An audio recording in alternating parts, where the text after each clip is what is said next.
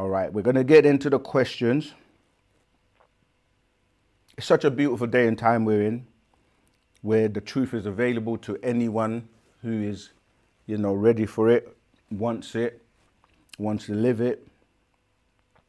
I know what you're going to say. This person can say they've got the truth, that person can say they've got the truth, but the reality is there's only one truth. I know people can say there are many truths, but collectively all those truths are one truth. Yeah? If it's right, it's right. If it's wrong, it's wrong. If it's right, it doesn't matter who it's coming from. It doesn't matter if you're black, white, green, yellow, purple. It doesn't matter. Facts are facts. Truth is truth. And that's why the master put out the actual facts. And it's all about which side you want to be on.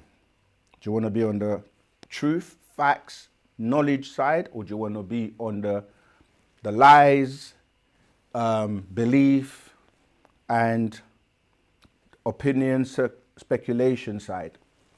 I mean, you may be in the middle because you're still trying to know and decide which way to go. But really, you got the two sides are trying to win the souls. One's trying to save you, and one wants your demise. So you got to decide. We have a part tarot called The Decision that helps you if you need help in making your decision. All right, so Facebook people, Rahubat. Oh, we got a lot of people here as well. Let me just shout out some of these people. So we've got Marcel Leanna Williams, Rahubat. Monica, Rahubat. Questionnaire Viper, Rahubat.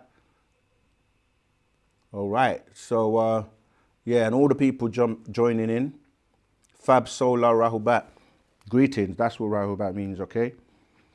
All right, let's see, what questions do we have today? Okay, Dad, so if humans evolved from the African people, then how do humans evolve from the Anuhazi and the Lyrans? How could you explain that? Okay, so a lot of the times people think and only associate with the evolution from the planet Earth.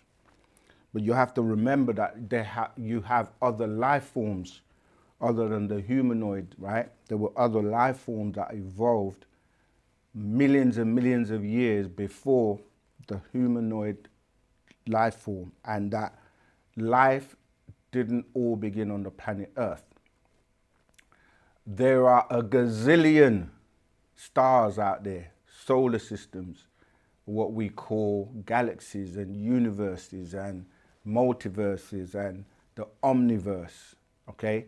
When we say omni, we just get into a point where we're saying it's countless, yeah? So man's ego on the planet Earth, to be so arrogant to think that he is the only intelligent life form that evolved on this planet, it's actually really laughable, because there are different life forms that are so far advanced, even within the Earth, in terms of when you're not looking at it from a humanoid perspective. You have bacteria, insects that are far more intelligent than humans, all right? So we have to burst that bubble, because you've been given a fictitious story of a deity or God or a being called Allah or Yahweh or any of these names that you find in religious books.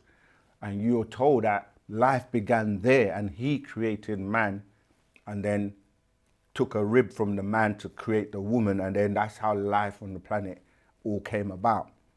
This is simply not true. This has been debunked, yeah, by historians, archaeologists, anthropologists, scientists. They know now, even if they were ignorant before, that, that's not a factual and true story. But you have a small faction of beings that are running this planet who want to keep the masses down and keep the masses from knowing. And they are the ones that have pushed the narrative of, that story. But many people ask questions, and these questions lead to the realization and the confirmation that these are the beings. So when you're saying humans evolved from the African people, you have to ask, where did the African people come from? Yeah, those African people came from our ancestors who evolved outside of the planet, and they came to this planet and they seeded this planet, and that's how we came about as the original African people. Yeah, and then there are different tribes and these beings from other places that also came here who evolved from their star systems. Yeah, and these beings are not, they don't look like me and you. So when you start to go into that whole realm of extraterrestrials, because that's what we're really saying, that beings that came from elsewhere to this planet eventually, after our ancestors, the original beings, we call the overseers. And in our language, we refer to them as the overseers, Pa Natharu. So what I'm saying is that the story is much bigger than just one man being created from the dust of the ground and then the ribs taken from him. And that's not a factual story, because men all come from women anyway. So already that's flawed when you start looking at science, looking at the chromosomes, XX versus XY and so forth. So we open your mind, we broaden your mind. You have to have a mindset that looks into the fact that life didn't just begin on this one planet. Even within our own solar system, there are other planets with life forms.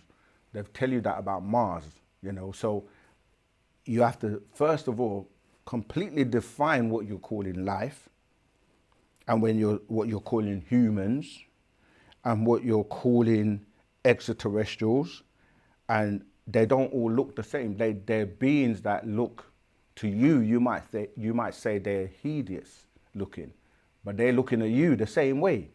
So as you know, they're beings from Arcturus, beings from Orion, beings from Sirius, beings from Andromeda, beings from so many star systems. You can just Google a star map to see the different amount of constellations out there. And some of these are shaggy beings, some of these are reptilian beings, some of these are greys, some of these are hybrids of these different beings, you see. And on the planet, if you look at our planet, it's the same thing happening. You have many types of beings on the planet, and the root race being African because of scientific discovery, DNA, genealogy, and they've studied and to see how other beings came from that root race. And then you have other races like the Dravidians and the Asians. They come from, the Denisovan and the Homo floresiensis. Then you have the European, how they evolved and where they came from. That would be the Cro-Magnon, the Neanderthal, and then everyone mixes to produce sub-races and offspring, and those get mixed with some of these extraterrestrial beings as well that have been living here.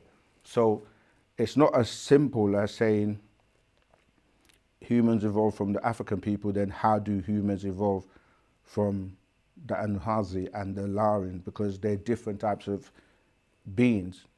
You have beings on the planet, like if you look at beings that suffer with certain diseases, or we consider them to be diseases, like when you have a lot of hair all over your body, on your face. When I say extreme hair, that's referred to as hirsutism.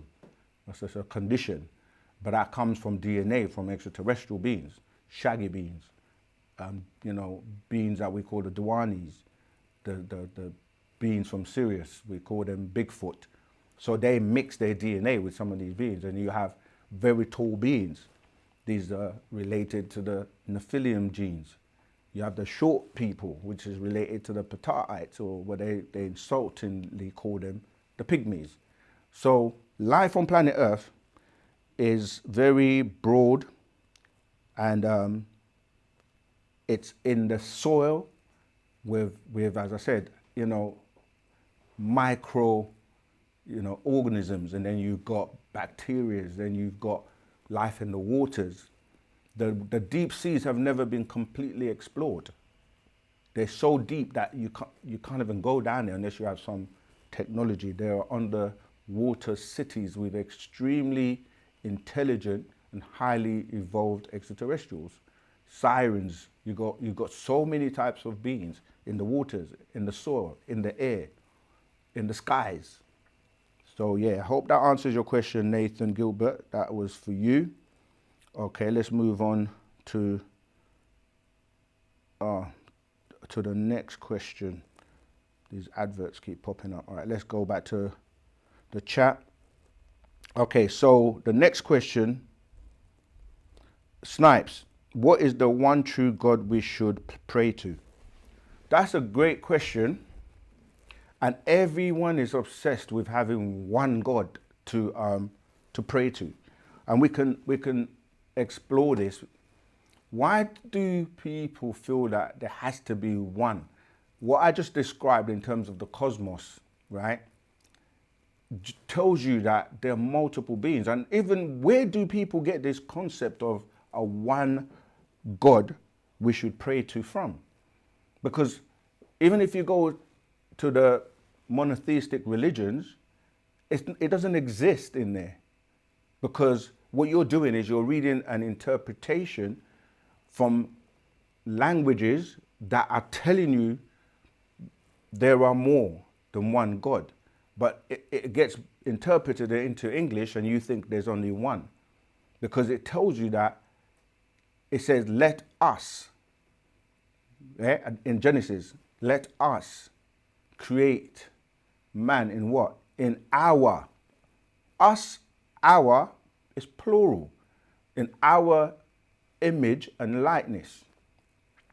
You ask people that first word in that quote in Genesis 1:1, in the beginning, God. That's the first time you come across that word. G-O-D. In the beginning, God created the heavens and earth. I'm answering your question, Snipes, because you say, what is the one true G-O-D we should pray to? And if I ask you, that first time when that word is mentioned, have you looked into the Hebrew to see what that word is?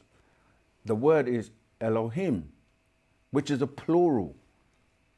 The E-L-O-H is singular. The I-M at the end of that word makes it plural. That's referred to in Hebrew as the Yod and the Mem. So it actually tells you in Hebrew, in that first sentence, the first time you come across the word God, that is a plural. So there isn't a one true God that you should pray to. And then we're going to address, before we address the pray to part, we have to know what prayer is. But the fact you know that there is more than one God is because he says, have no other gods but me. Now, you don't really stop and process that and ask, how can I have any other gods if you're the only one?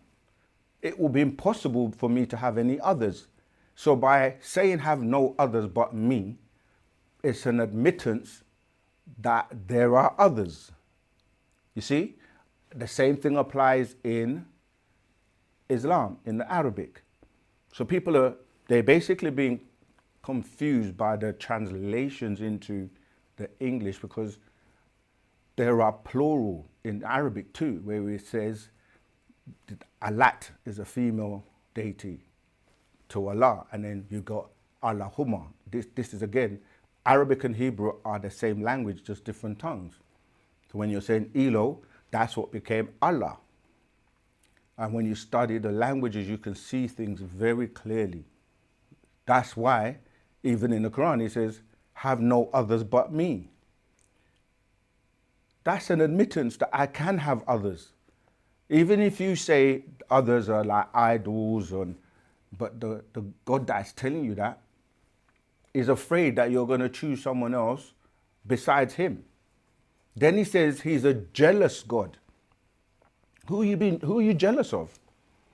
If you are the one and only that owns everything, created everything, all powerful, almighty, blah, blah, blah, blah, blah. If you are that, how can you be jealous of your own creation? So when we start to pick these little,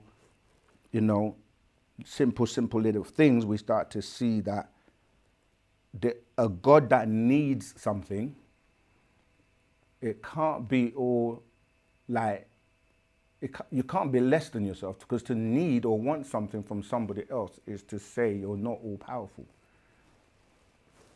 So you need love. Why? So what happens if you don't get the love? Or as you put it, pray to. Why are you praying to him? Why is he a him? Wu-sabat will dismantle and decipher things so that it becomes crystal clear that your concept of God has been misinterpreted, into a man, because he's walking, he's talking, he's crying, it grieves him, he is jealous, he destroys things, he has a temper tantrum. That's not someone in control.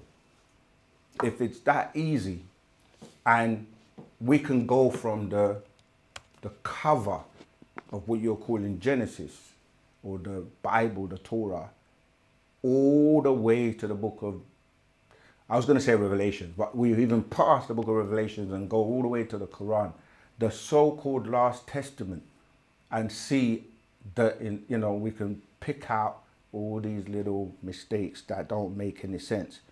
And if we are more intelligent than God, it makes no sense. All right, so going to answer your question now, I have to give context. Every race has their own gods that they look to and call God. So if you go to the Hindus, the Chinese, the Japanese, even the Europeans, they have God what? In their image and their likeness. Their God looks like them. And we have ours now. But for a very long time, we didn't know and didn't have our own God, our own deities, our own whatever you want to use as equivalents to other races. So each race sees God in their image and their likeness. Therefore, they are also God, because that God looks like them. And we now are showing you that we have Parnababyanu as our God. The same way you can have Buddha and you can have the Dalai Lama and you can have Krishna or whoever else other races have, they're allowed to have their own. And for us, our ancestors are in our image and our likeness. Just like the Romans and the Greeks are the ancestors of the Europeans, and they're in their image and their likeness. You see, so the problem comes in when people try to stop or restrict you or say, you are not allowed to have your own gods. You must worship my one only. But I'm like, why can't I have my own? Why can't I have one? Why can't I have my own Jesus? You got yours? See? So the reality is, it depends on you and the race, but ultimately, who would be the God that was first? That's what you've got to ask, because there's always a first, a beginning, a starting point, and then everyone comes from there. That's why we say, as the original Africans, if you want to use that term, we call ourselves Nuapians, Sabians, the original Pataites, the original beings on the planet. That will be the gods that everyone comes from. So that would be Ptah.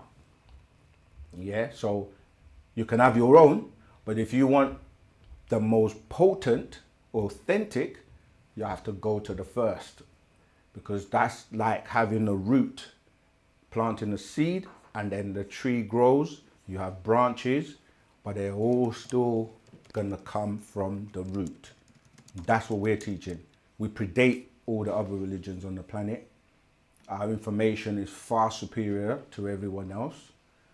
We have our own language that is a tone that's going to help you get what you want more than anything else. So, yeah, to each their own, but everyone is welcome. Just like you're welcome to be a Muslim, you're welcome to be a Christian, you're welcome to be a Hare Krishna, You're welcome to follow the Hindu or Hindu religions, you know. So you're also welcome if you want to follow the African way, but it's our way.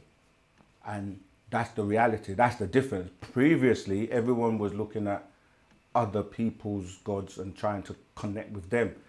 But you're dialing the wrong number. No one's at home. No one's going to answer you because it doesn't resonate with you as much. But of course, everyone is welcome. Wu-sabat deals with facts, deals with truth. And that's it. For everyone, for humanity, to uplift us. And who's best to teach you than those who have had the hidden secret knowledge from the beginning that is now being relayed and revealed to the world. All right. I know I spent a lot of time on that. Have we got a call? Voicemail. Okay, let's take that voicemail and then we'll come back to the chat. Rahubat Moisa, Rahubat Seken, Rahubat. Anokit. That's a cool. All right, let's take the live one and then come back to it. Son. Hey, Rahubat. Greetings. Who's calling? What's your name? Where you're calling from? And what's your question, please? Rahubat, Dre from the States, calling from South Carolina to be specific. Rahubat, I was Dre. calling. Good. I was calling. I had a question. I was listening to Dr. York's son on the Real Facts podcast, and he had a question. Well, he didn't have a question. He gave us an answer saying that, is it true, just for clarification, by 2032, if we don't have Baba out of prison, he said that Baba is going to leave his skin suit and go back to where he came from? Facts. Absolutely true. So when he does that, then what state would that leave us in here while still on the planet? Will we still have to continue to be doing the work, or will it be too late? I don't even want to consider that. He says you don't actually want that because, yeah, like the thing is, we shouldn't be skipping over and saying what happens if he does. We got to deal with him not going. So let's focus that energy on getting him out because he said he wouldn't even want to really tell us like how bad that would look for us. So I want to focus. This is why we're saying like the child's play should be gone and it's time to get serious. It's time to unite. It's time to get the job done because we don't have time. In fact, we've had over 50 years from 1970 to the year 2000. That was the first half hour. And all we did was speak about religions and how we're Abrahams and how we are Moses and how we're Jesus and how we built the pyramids and all the stuff we did. But it's about what are we doing now?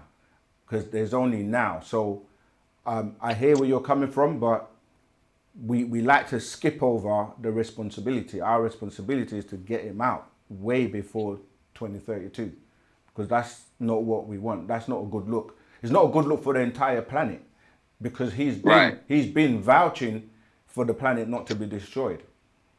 Right. And then he's here to help elevate us and for us to save ourselves. So if he leaves, that means we wasn't doing the work. And then he vouched for us and we didn't come through on our part. Yeah, because have you seen the poster that it's on the website now? The new poster. The one with the all white on, he has the staff in his hand. Yes, that one. Yes. Yeah. Have you read what it says? I did. The first time you posted it online, I think he said he came at a certain time. He was born in Ghana, and then he was here to elevate us and save us. Tour. And it says, this is the part that I've just pulled up. It says, I'll read the whole thing. I came out of the East 1945 AD, Africa, Ghana, onto the Western world, a son of physical parents. I was raised up amongst them to know them. I came forth in 1970 AD to give them what they believed until after 30 years they could learn to want what I really came to teach them by 2000 AD. Yet they refused me. Some betrayed me and offered me into the hands of the evil ones for a small price they did not receive. Yet I forgive you all before I depart. Baba Avatara Yanun. This is a story that keeps repeating and repeating and repeating, where the extraterrestrials that are over, not just this planet, but they're like guardians of the galaxy and the universes and multiverses, they have to make decisions on a grand scale. They don't just make a decision just based on this planet. Like, they will make, and for lack of a better word, destroy planets if the planet is causing too much issues, right?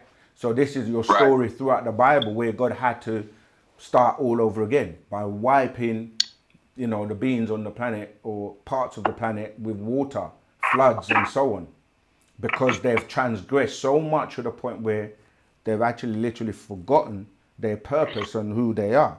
And so they send warners, they keep sending messengers. We call them prophets and angels and guardians and all sorts. And they come with a message. And if you really check out the message, it's unanimous. It's normally the same message they're all teaching. The very basics are, you all need to deal with love and unity and stop destroying the planet. Even extraterrestrials that abduct people tell them the same thing. You guys are ruining and destroying the planet. And if you don't stop, especially if you carry on with the wars and the divisions and the nuclear weapons, you're going to reach a point where, and we talk about this and hear about this every day, you're going to get to a point where if we do start nuclear weapons as a war, nobody on the planet is going to survive.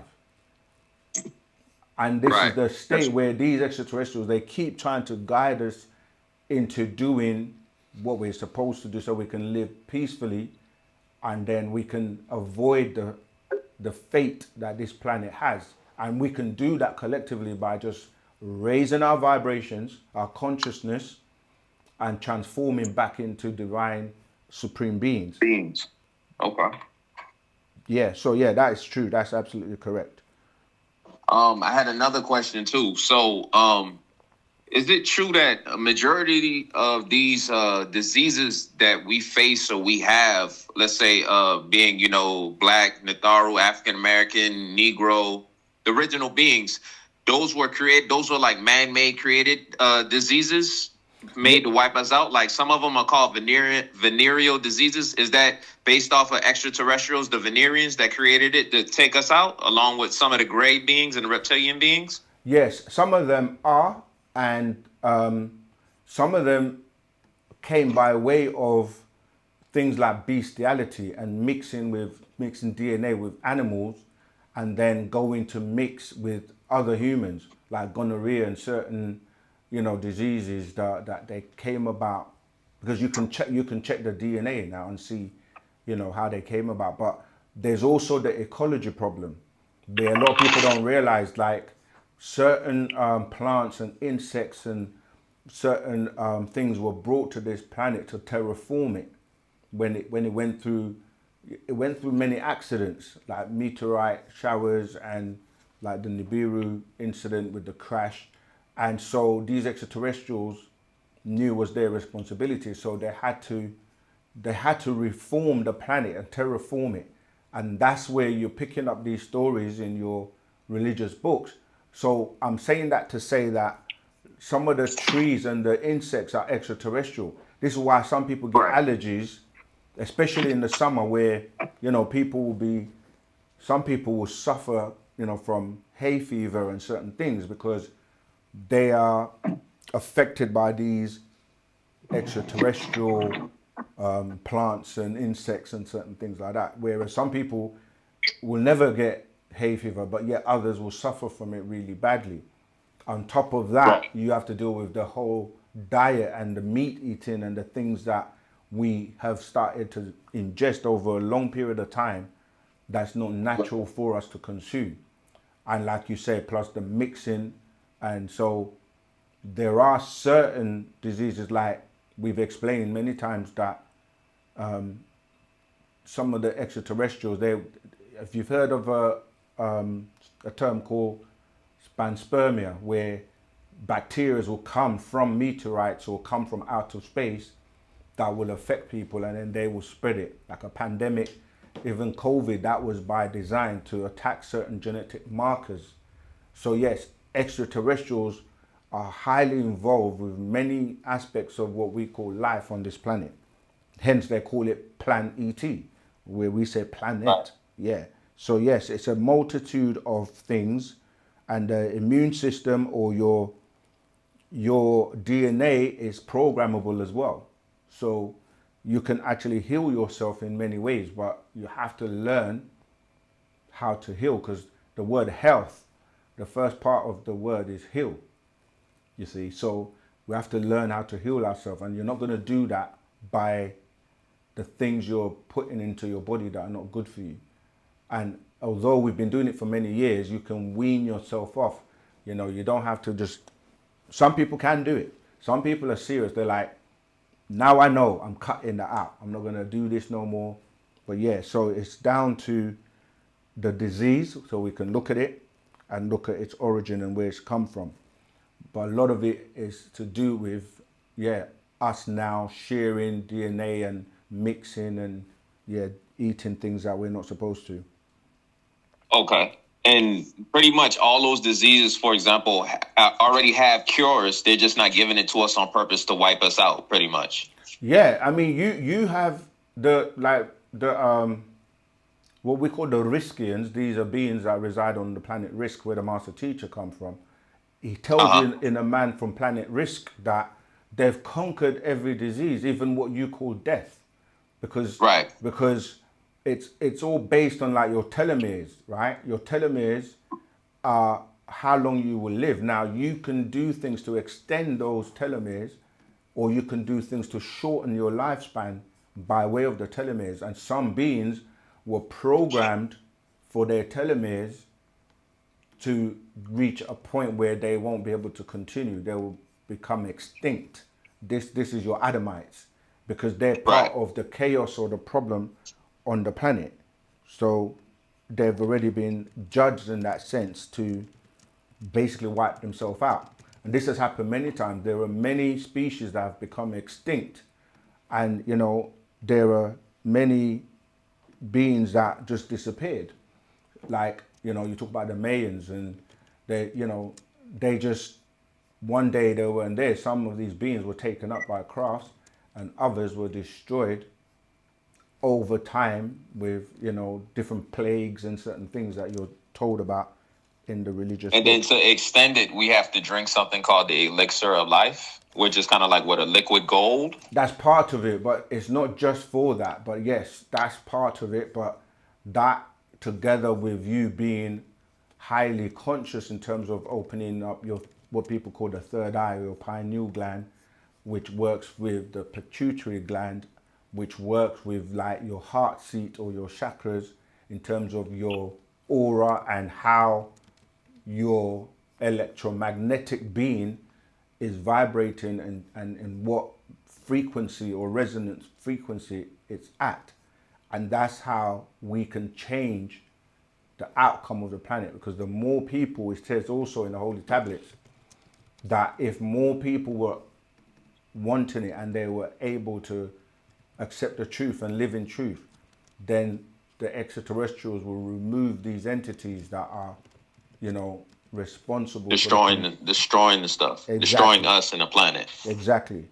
But yeah, in order to have yourself reactivated, the barothry gland is also part of that. So people think that they can just go and buy, you know, the monatomic gold, or, you know, there are many names are referring to the elixir of life, but the real one is Palmouth Gazette, and that's you actually produce that, but you have to be activated in many ways so that you can start to open up, and it will secrete. And only the master teacher has that formula to do that. Right, because I heard you say on one of the new uploads that you did when y'all were around him in Tamaray in Georgia, nobody got sick. That's right. People getting sick once he was removed, when That's the government or whatever came and got him. That's right. And not only because because he's an extraterrestrial being that emanates a certain type of vibration, frequency, energy, and the green light, which is a healing energy. But it was also ourselves, because, you know, once he was no longer in our midst, our mind, our mental state changed, and a lot of people basically started to live in dunya, as you call it, going back to living in the world and being of it, as opposed to just be in it and not of it. Right. So we have a lot of Okay. work to do collectively as humanity, but specifically as Nagaru, you know, like we definitely gotta unite on the love. Right, right. And then we're doing it now. It's just it took so long for us to wake up. Tua. Last question. Recently in the news with Hillary Clinton and her husband Bill Clinton, they brought up old evidence and video footage back in 2003 when they had the war in Iraq, that they showed actual live footage of Gilgamesh's tomb, and they showed his body in the actual sarcophagus open. He was dark skinned with like long hair. It wasn't curly like non-ether. It was more like 8 or 7 long hair, and he had like the gold plates and some of the ancient and looked like Kemetic staffs and stuff around him.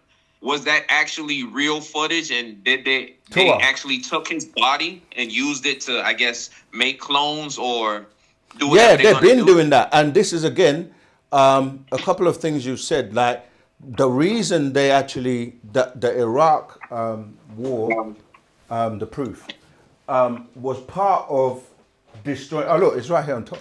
It's part of the destruction of the evidence. So the master already told us this in many scrolls, and the proof, this one is one of them, where he was saying, like, you think it's only just about the wars, but no, it's the destruction of evidence, because when they find certain things that they don't want the world to know about, they either destroy them or take them into museums or hide them. But he's also said, with him being here right now, all truths have to be revealed. That's why, that's him coming. It's about, like we say, when the truth comes, all false things will perish. So anything that was hidden, lies, is being revealed right now. I'm trying to see if I can find where it talks about that. But yeah, that's true. That's part of, because remember that Iraq is what you're calling Mesopotamia. That's where, yes, you say Gilgamesh and most of these beings, that's that area that we call in Iraq today. That's ancient Sumer or Shinar, that Mesopotamia where Abraham and his father, they all came from. So yeah, that's part of what they do to destroy the evidence. So they pretty much took his whole body from out of there. So he was the actual real person. It wasn't just no story. And Right. then they're using his DNA and all that. Yeah, they've been doing that even with what you're calling like dinosaurs and all of that. They've got DNA. They've done experiments. Sometimes some of these experiments go wrong. And then some of these beings escape and come out, and then people see them, or they've been controlling the narrative of findings. I'm still trying to see if I can find where that is. But yeah, definitely in this scroll, he goes into that, and he has been saying that for a very long time. Most of what people are so-called discovering today is really recovering, because it's been there. But go ahead. This is your last question, because I do have many questions to get through. Oh no, I was just gonna piggyback off the Gilgamesh thing. So Gilgamesh will be considered what, a demigod or a Nephilim, or what will he be classified as? Yeah, because those are Anunnaki. That they mixture with the Anunnaki, mixed with those beings. But that is the same way as they dig up the tombs of Osiris, and that's why the master put out that scroll called Jesus Found in Egypt. Because once you find Osiris and you prove it, then what you're literally saying is the whole story is no longer a myth, because that means Isis would have existed. That means that Horus would have existed, and that means that his whole family existed. You see, so Right. they've been doing that. They've got DNA of the beings. Yeah, there you go. Yeah, see if you can find it. It's talking about the destroy. Yeah, so Jesus found in Egypt. This scroll is such a good book.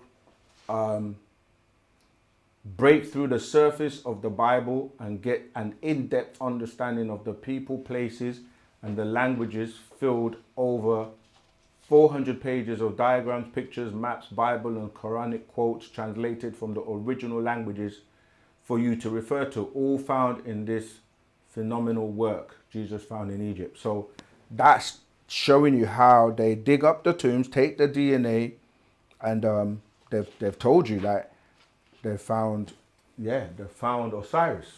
But yeah, let me move on to the next question. But always appreciate, love your calls and your questions. Tawat. Definitely. Tawat. All right, okay, let's get back to the question. So, That voice note. oh yeah, let's do it.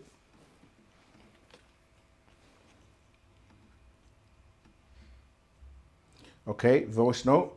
Let's listen to that. It says it's no longer available.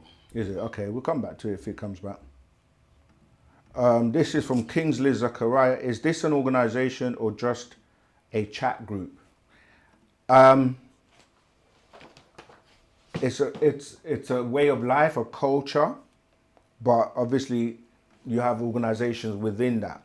Yeah, so it's not just a chat group. This is a live that we do every Tuesday, as well as the classes that we do and have been doing freely for since the 60s, so over 50 years or so, and we're still teaching, and we're just using the platform, social media platforms now to help more people and reach more people. So we are actually known as the Nubian Islamic Hebrews, but have metamorphosized throughout the years, going through different schools and teaching and basically being submerged in those schools by the master teacher to really get us to live and study, these things, not just take it on a belief basis, and to actually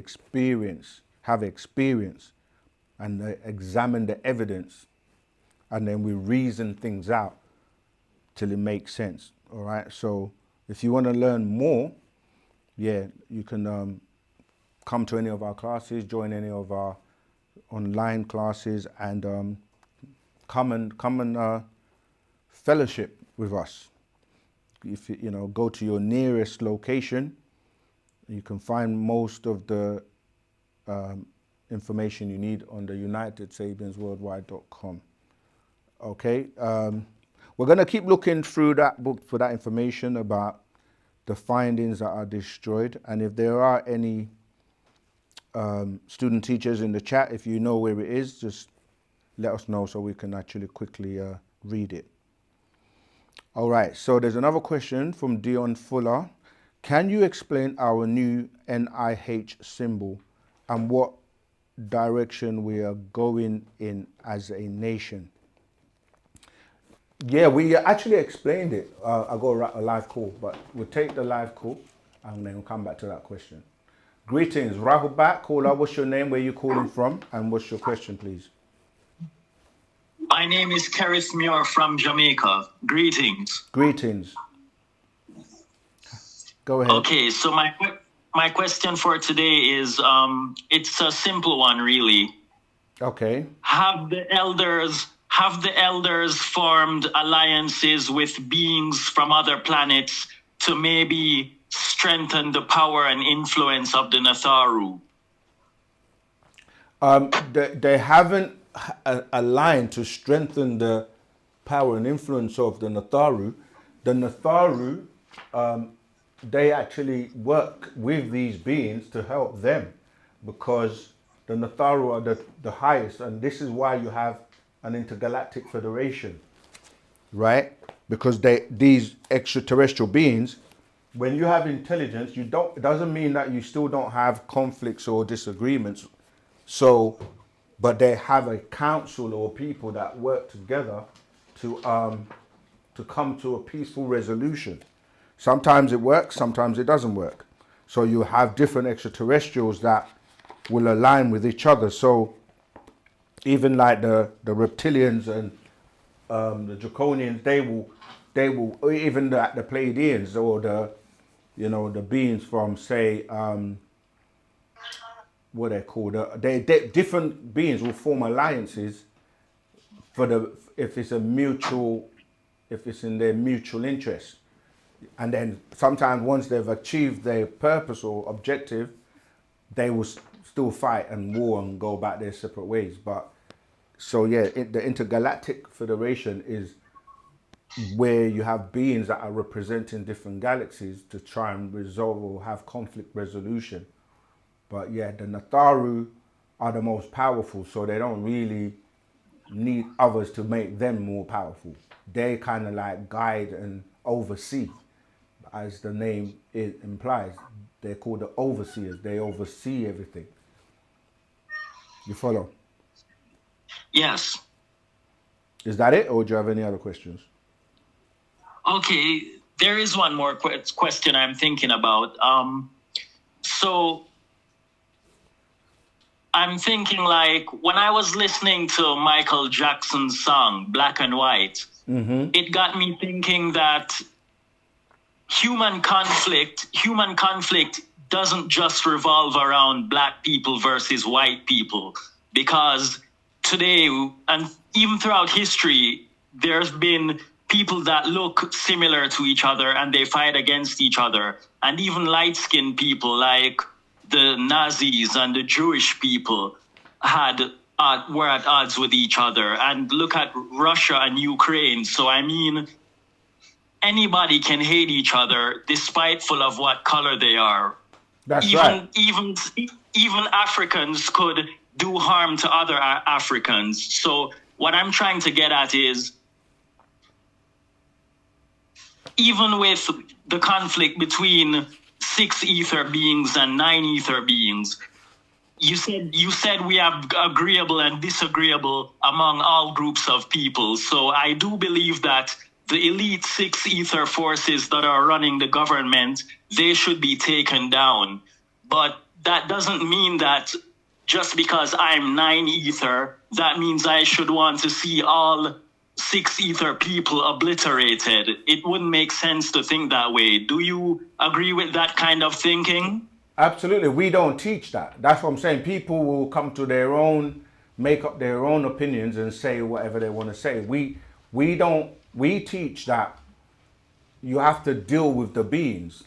So, sometimes people will frivolously just put it all on the Muslims or the immigrants or the Jews or this group, and all of these were created, or the black people or the white people, and there are no white and black people.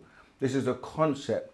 It's the people or the evil people within, let's say, you can't just generalize and say all black people or all Muslims or all Christians or all Jews. But there are disagreeable evil beings within these groups. And this 9 ether and 6 ether is eradicating those beings, no matter what color they're in, no matter what labels they want to put on themselves. That's why we say wu-sabat is not about labels and, you're condemned if you're not a Muslim, or you're condemned if you're not a Christian. Or we bring everybody together based on actual facts and based on the being and their actions and their intentions. So it's not every so-called white person that is a bad person, or every black person that's a bad person. Even though we're using those terms, it's not that we don't promote that hate and division and colorism and all that type of stuff. We promote love and unity, peace and harmony based on actual facts and truth. If you can deal with that and can vibrate and resonate with that, we're good. Anyone who says and tells the truth, we say that's true. So yeah, we definitely don't teach that, you know what I mean, we discriminate. We don't even discriminate against people based on their sexual orientation. We don't really get into people's business in their bedrooms and all of that. We have our way, our culture that we live by for us, that is beneficial to us. And you can choose to live in that way or not, but to each their own. So wu-sabat is for everyone who will accept the truth and accept the facts. And how do you know it's the truth and the facts? We'll prove it wrong. Because once a fact is a fact is a fact is a fact. That's it. You follow? Yes, thank you. You're welcome. All right, let me get back to that question about explaining our symbol. You just got restricted on TikTok for what you were saying, but it's cool. Really? Yeah. That's crazy. You see? They don't want to hear the truth. But anyway, going back to the question about our religious or our symbols, it's referred to, I did a video already, the last week Saturday class, I kind of went through it all, read the quotes and everything, but it's referred to as the seal of the ever living.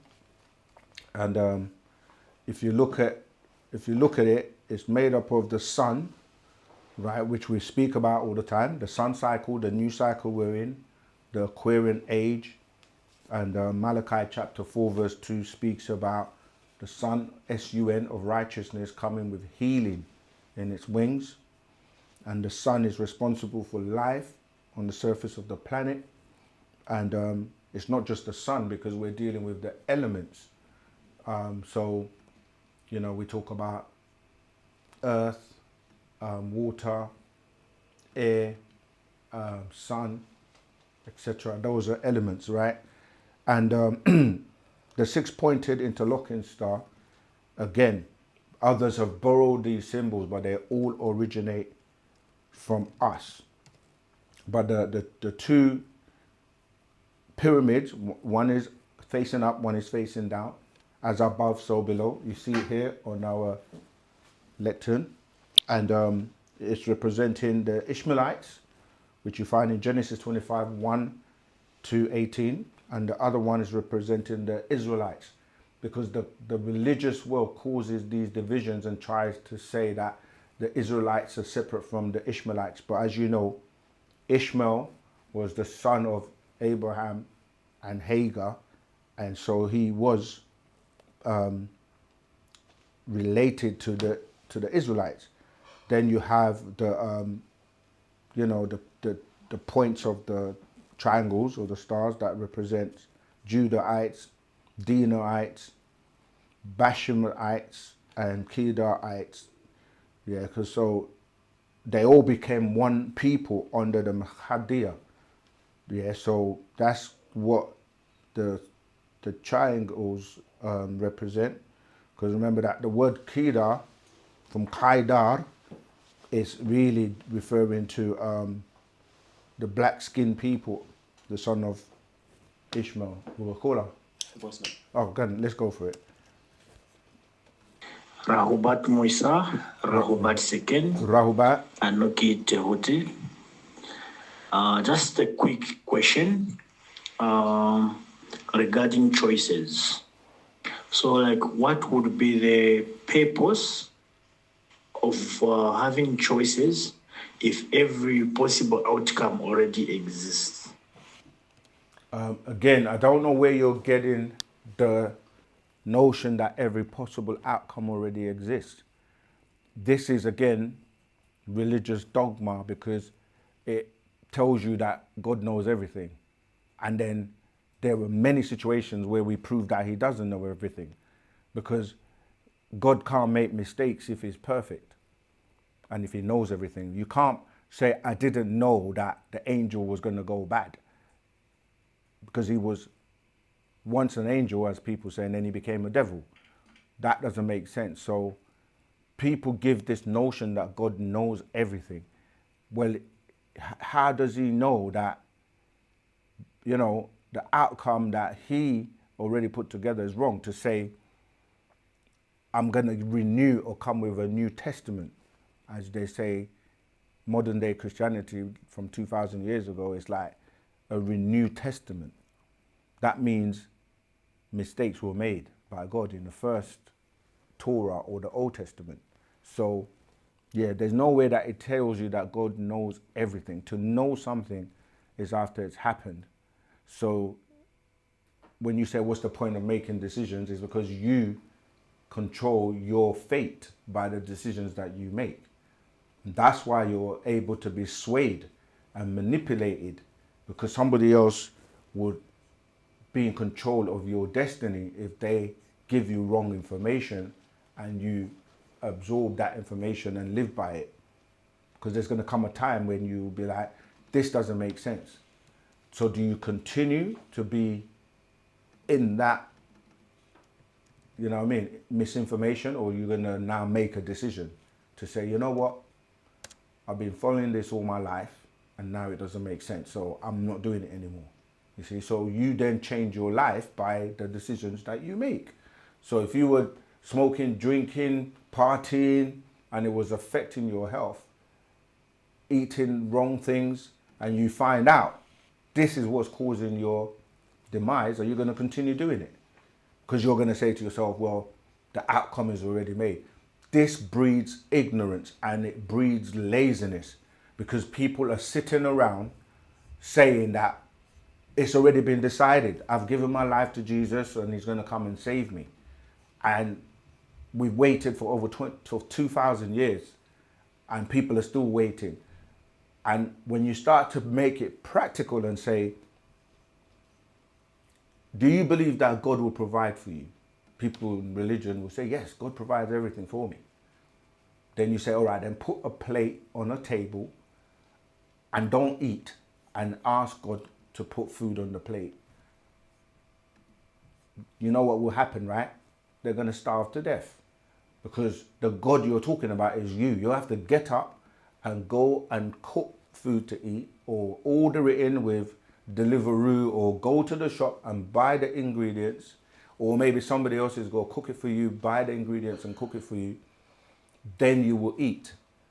But if you just go by blind faith and say, oh, it's already done, I'm going to heaven because I've been told so in a book, with no confirmations, with no facts, then you know you're not going to go very far. So you have to make decisions.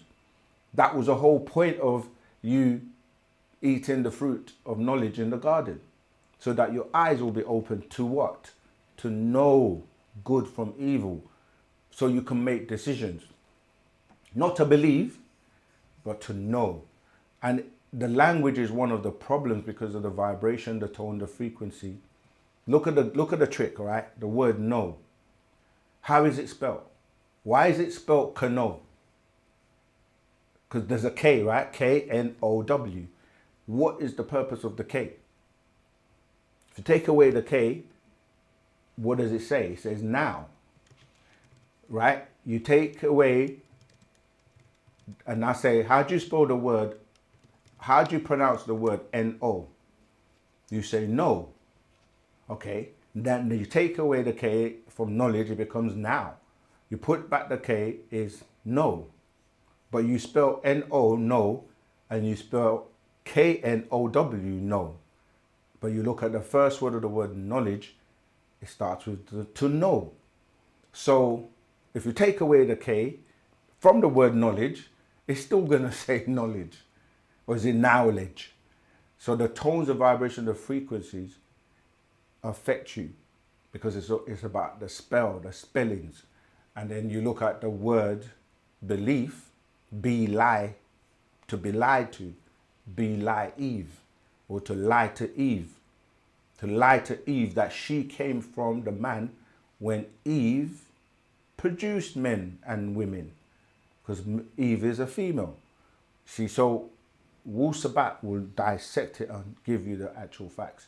So yes, there's no such thing as all your decisions are already predetermined. There will be no point for you to have what they call will, because will means to decide what you're going to do, positive or negative or agreeable or disagreeable. All right. Okay, let me go back to the other question. So just to finish off our symbols, you have to, it's already posted in our Telegram groups, but the Ankh, right, which we call this here, it's called the Ankh Tui, or simply the double Ankh. All right, it's a symbol of the second resurrection. What's happening right now? The resurrection of those beings who are ready to wake up. And you can find this in the Revelation 20 verse 5 to 6, because it's dealing from the first part of the resurrection was from 1970 AD to the year 2000, referred to as the first half hour. And that was the first resurrection, or ended. Yeah. Yeah. You can see that also in here in the proof. That's goes into this, right? And the second half hour, right, which is, and this book here is amazing. It's called The Proof. Yeah. And it explains what, it goes into detail, but I'm going to just give you what I've got here. Yeah, the second resurrection is from the year 2000 AD to 2030 AD. This is where we're at now. And many people are waking up. It's got gems in them that deals with, if you want to know about the gems, you read the book of Revelations, it's talking about gems, and it's giving you a different color of the stones. Like, have we got someone calling? No, it's West Coast. All right. So you have the blue gem, which is sapphire, dealing with the Kedarites. We got a caller. Yes. Okay. It's a new one. All right, but yeah, we've put in the Telegram group. Join the Telegram group, and it's all there. But let me take this call live. Live caller, what's your name? Where you calling from, and what's your question, please? From California. Rahubat, how you doing? I'm well. How are you? Doing my best, thank you. Well, okay. So I just had a question related to your very first caller. In 2020, when in Egypt, when the tombs, there was that public ceremony and it was televised and we all saw it. What was behind, like, opening the tombs at that time? When I was viewing it, I thought, God, should these tombs be disturbed this way? And why the public ceremony? Right. Yeah, because it's desecrated. Even though it's our, ancient past, it's been desecrated. It's like going into a graveyard and digging up people's tombs and taking them out just for your own, no one else goes to Europe and to other parts of other people's culture and race and digs up their dead and take them out. So exactly. The whole thing, even now when you go into what you're calling Egypt, they're not the original indigenous people there. In fact, they charge you to go into certain places and you're not allowed to go into certain places. So we know that it was already desecrated, and you have beings that are taking something that was original and our stuff that was positive and doing all kinds of things with it now. So this was one of the reasons why we rebuilt Egypt of the West, Tamaray, Egypt of the West, because the master was like, if they're doing all of these things where they're desecrating and they're also now charging you, the connection and the energy is completely different, even though it's still something to go and behold, because when you see those pyramids, and it's confirmation of reality that our ancestors did exist, and the writings are on the wall and the pictures are on the wall. But yeah, we don't, and they're performing all kinds of what I would say rituals, and during that time as well, if my memory serves me right, it was the time when the being that people call the devil or Nana was here, and they were meeting to do certain rituals to try and have an extension. All right, they try many times. They go before our ancestors or before the Galactic Federation to request that they have an extension, because remember that this 6,000 years was actually allotted. This last 6,000 years of the moon cycle was allotted to see if they could reform, but through watching what actually has happened, the final decision was made because from 1966, this is when they were fully kind of like trying to really push Six Ether forces by way of the Church of Satan that was granted by the then President Ronald Wilson Reagan. And you look at those names, Ronald is 6 letters, Wilson is 6 letters, Reagan is 6 letters, and he sanctioned for the Church of Satan with Anton Levi or Levi to have that. And then that was the movies that go into that would be like Rosemary's Babies, the Damien movies, right? Basically. So they got an extension from 1966, but it only lasted till 1999. And this is why when the year 2000, because from 1999, that was approaching the year 2000, and they were afraid of, I've actually got a book that the master, here we go, wrote many years ago called The Year 2000 and What to Expect. This big book here. It's quite a thick book, but it goes into a lot of the detail, which I don't have time to go into right now, but that 666, 1966, and remember there was the scare of all the computers are going to crash in the year 2000. Yes. Right, so, but 1999 was the last time where the decision was made that no more extension will be given and that their time will end in the year 2000. That was the end of the 6,000 year of the moon cycle. So they were doing and still are doing many things to appease their overlords. Some of that is also what's being revealed right now through all the files that are being revealed, because some of these sacrifices and rituals and things that they were performing, like the Bohemian Grove to the owl, which is Moloch, all of this was to try and appease for an extension. And so they went to New York, came here. This is Nana and the then also President Obama. They went to Egypt and they performed all of these things, but it still didn't change anything. So they're basically being wiped out now between now and 2030. Gotcha. Okay, so in 2020, when we're viewing the ceremony, it was in the background. It was to appeal for another extension in 2020. Is that what you're saying? When we're doing it, no. No. What we were doing it is bringing in the 9 ether, like, because between 2020 is when, remember, the whole COVID thing hit as well. Yes. Yeah. And that was the extraterrestrials, like, that released that virus to affect, because between that year 2000 and 2030 is the second half hour where they've been removed from the planet or they're becoming extinct. And part of that is the wars, is the viruses that were released to attack specific genetic markers.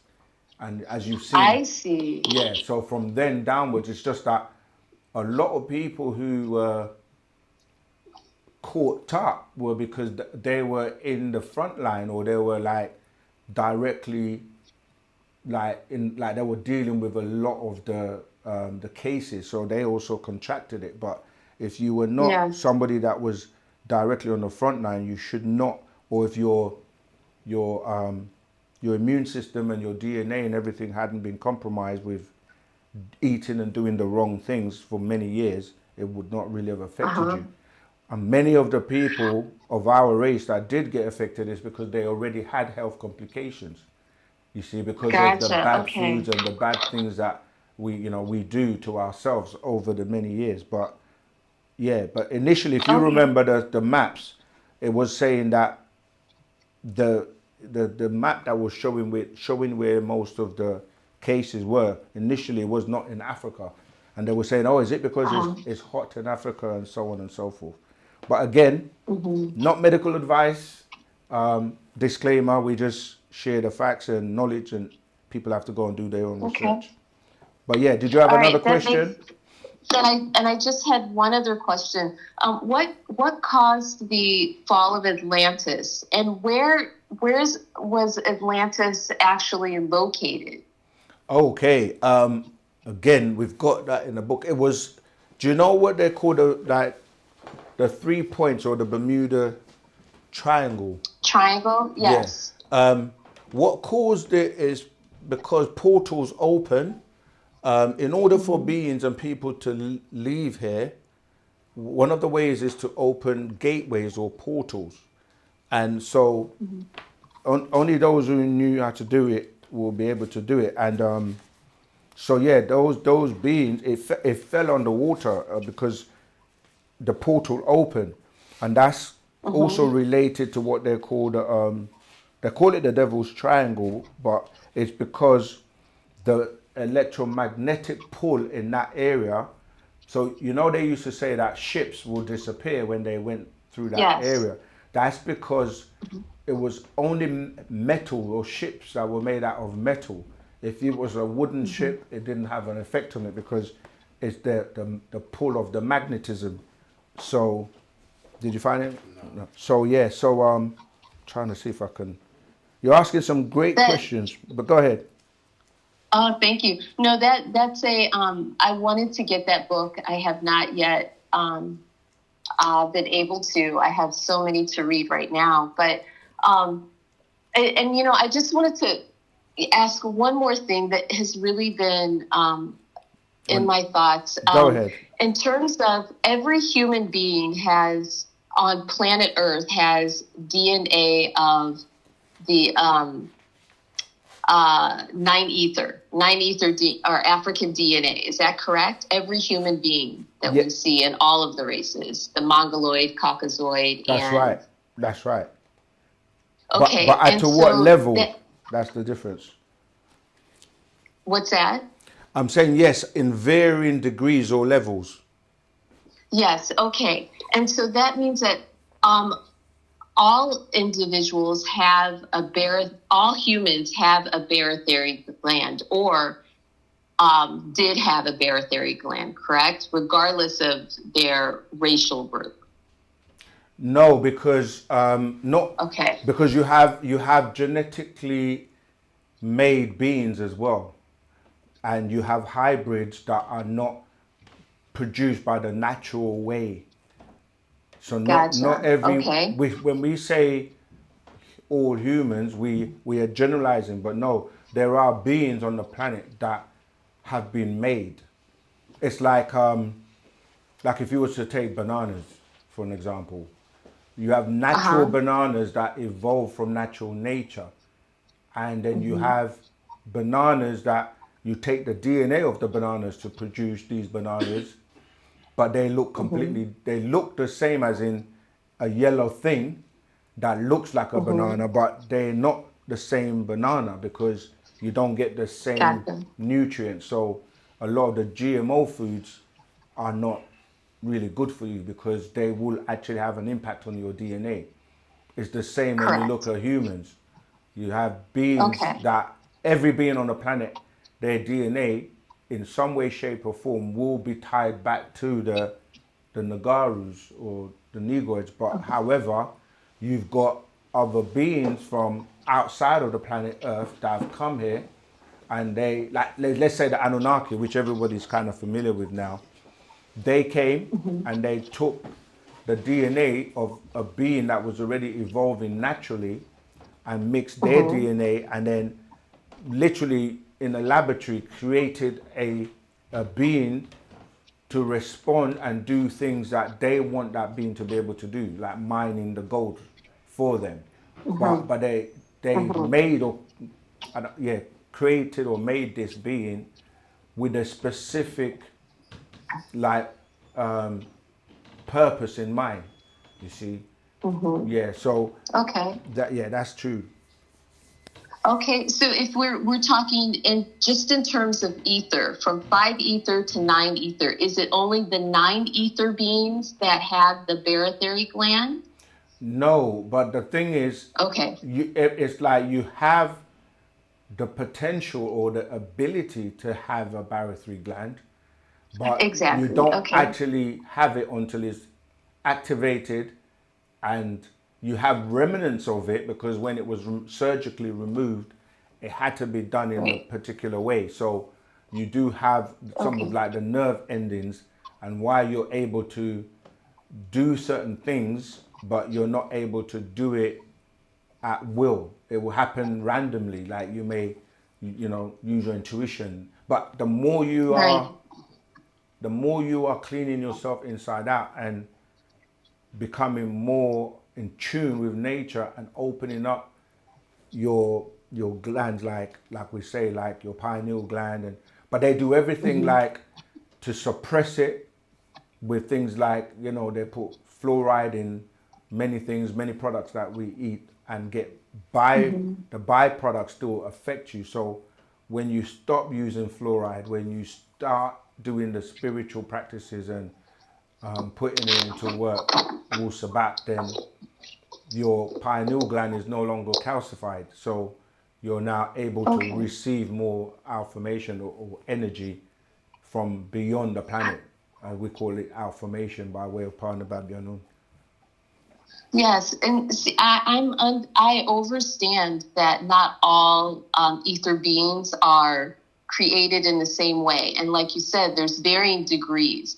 I guess because I understand that in order to create all ether beings, the African DNA was used in the process. So that's why I was wondering: does everyone, like a 6th, 7th, 8th ether being, have potential to receive the barotheric gland as well? Yeah, but certain beings can't, no matter what, because they have been limited in terms of, because remember, people think it's just one aspect. It's not. It's like your soul, your solar plexus, your other what we call seats. They also have an important part to play. So that's why we're saying, like, if you have a soul, you're dealing with solar, but you can also deal with the lunar.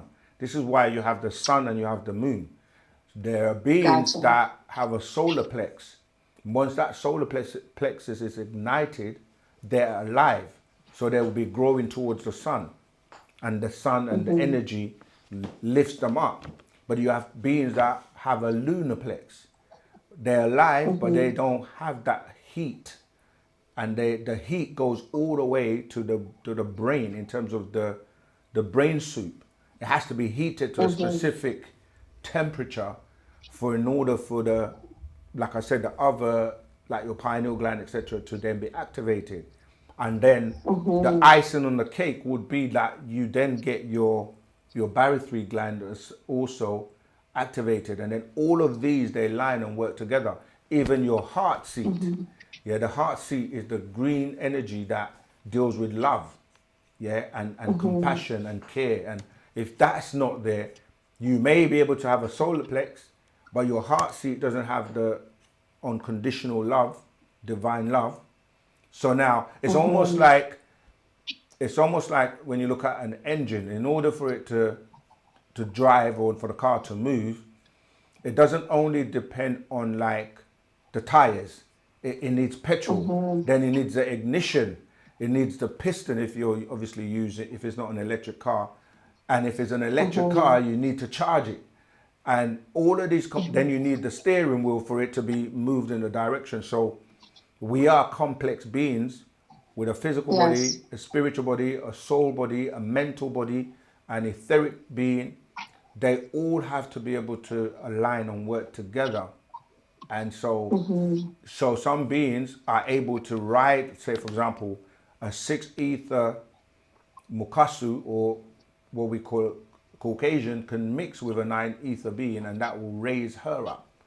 You see, so yeah, but like the 5 ether beings can't, and there are certain beings that can only go up to a certain level. This is why even with the what we call the Homo florensis and the Homo the Denisovan, that's why all throughout the years, everybody that was teaching you about these seats called chakras, they basically got to a point where they were telling you they're only 7.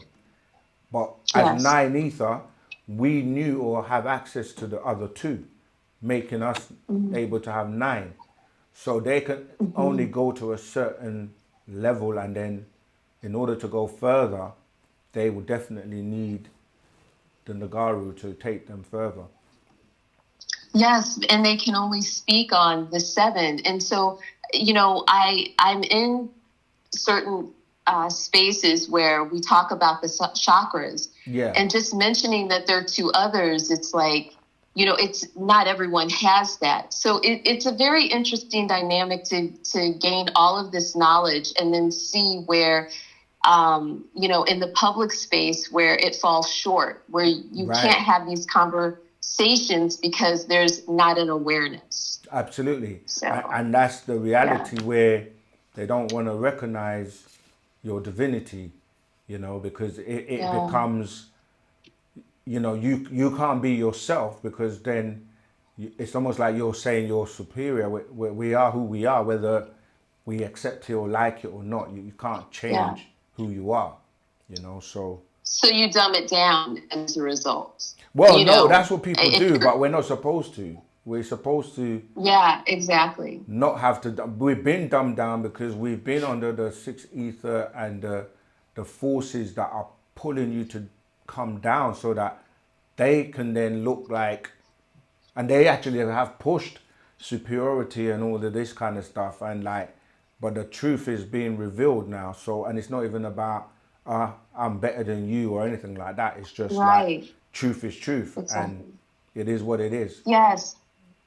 It's so true. Well, I don't want to keep you, but I will call back some other time, because in my work as a raw vegan chef, I have really noticed a lot of different aspects about what humans and different racial groups can, accept in terms of having, fruits and vegetables and how it charges the body differently. And like you said, not every being is going to receive fruits and vegetables or have their body charged as I think a 9 ether being would. So, Absolutely. All right. Well, thank you so much. I really appreciate it. You're welcome. Anytime. All right. Okay, let me go to another. Loads in the WhatsApp. What question? Voice notes, everything, yeah. All right, let's go for the voice notes. Loads of notes. missed calls, loads of voice notes. Okay, let's go through them, because we may maybe go on. Hello, this is Clinton from Northern Ireland. Shout out. It's not as cool as I was playing it. Yeah, I know. A lot of people are waking up. Rahul Bat, call up. What's your name? Where you calling from? If you could just say your name, where you're calling from, and then ask a question, please. Hey, how are you doing? This is Jarrell calling from Birmingham, Alabama, in the States. Tour. Rahubat. Mm-hmm. Rahubat, go ahead. Hey, so I wanted to reach out to you. Sometimes I go on the internet and I do certain things, or if I'm at work, if I don't have any books to read, I pull up certain videos, I listen to certain things, or I may even engage my AI or Chat GPT to pull up certain informations, and I request that it sticks strictly to doctrine. So I recently did that with some of Dr. York's information, and I ran across something that was rather peculiar, and I wanted to bring it to your attention.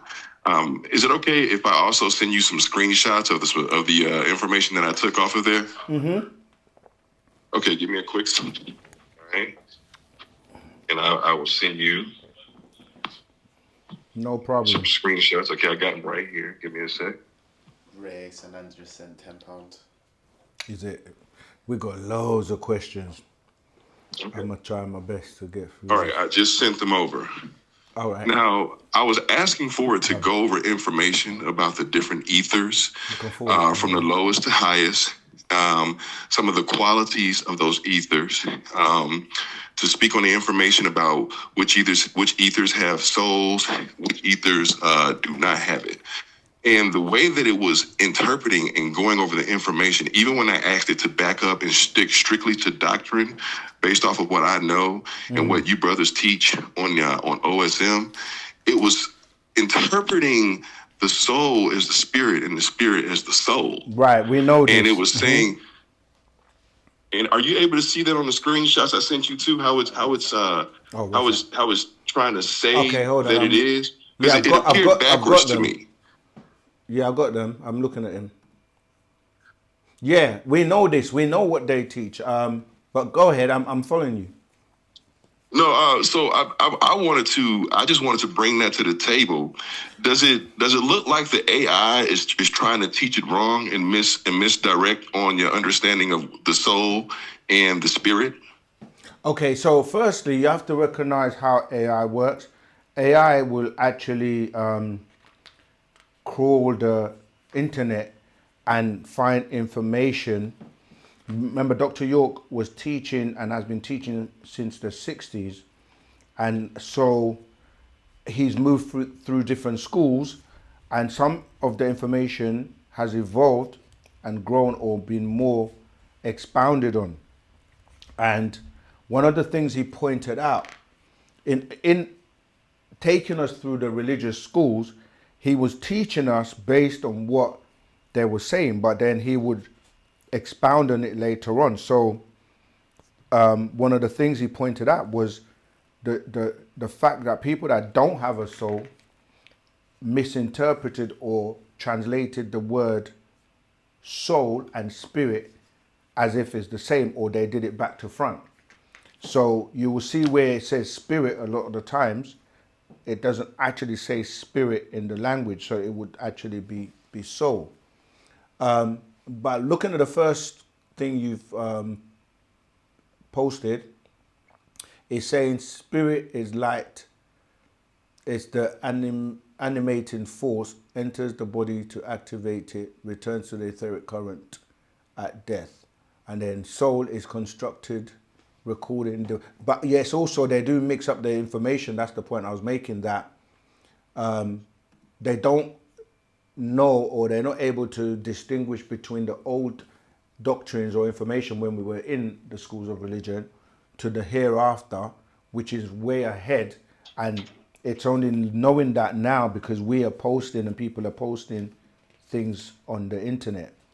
So if you want to be up to date, then you have to read like the Partaruks, which we actually have ones that deal with soul, spirit. We deal with the soulmate. We got, he goes into a lot of information. For example, there are two spirits that you're not taught in religion. There are two souls that you're not taught about in religion.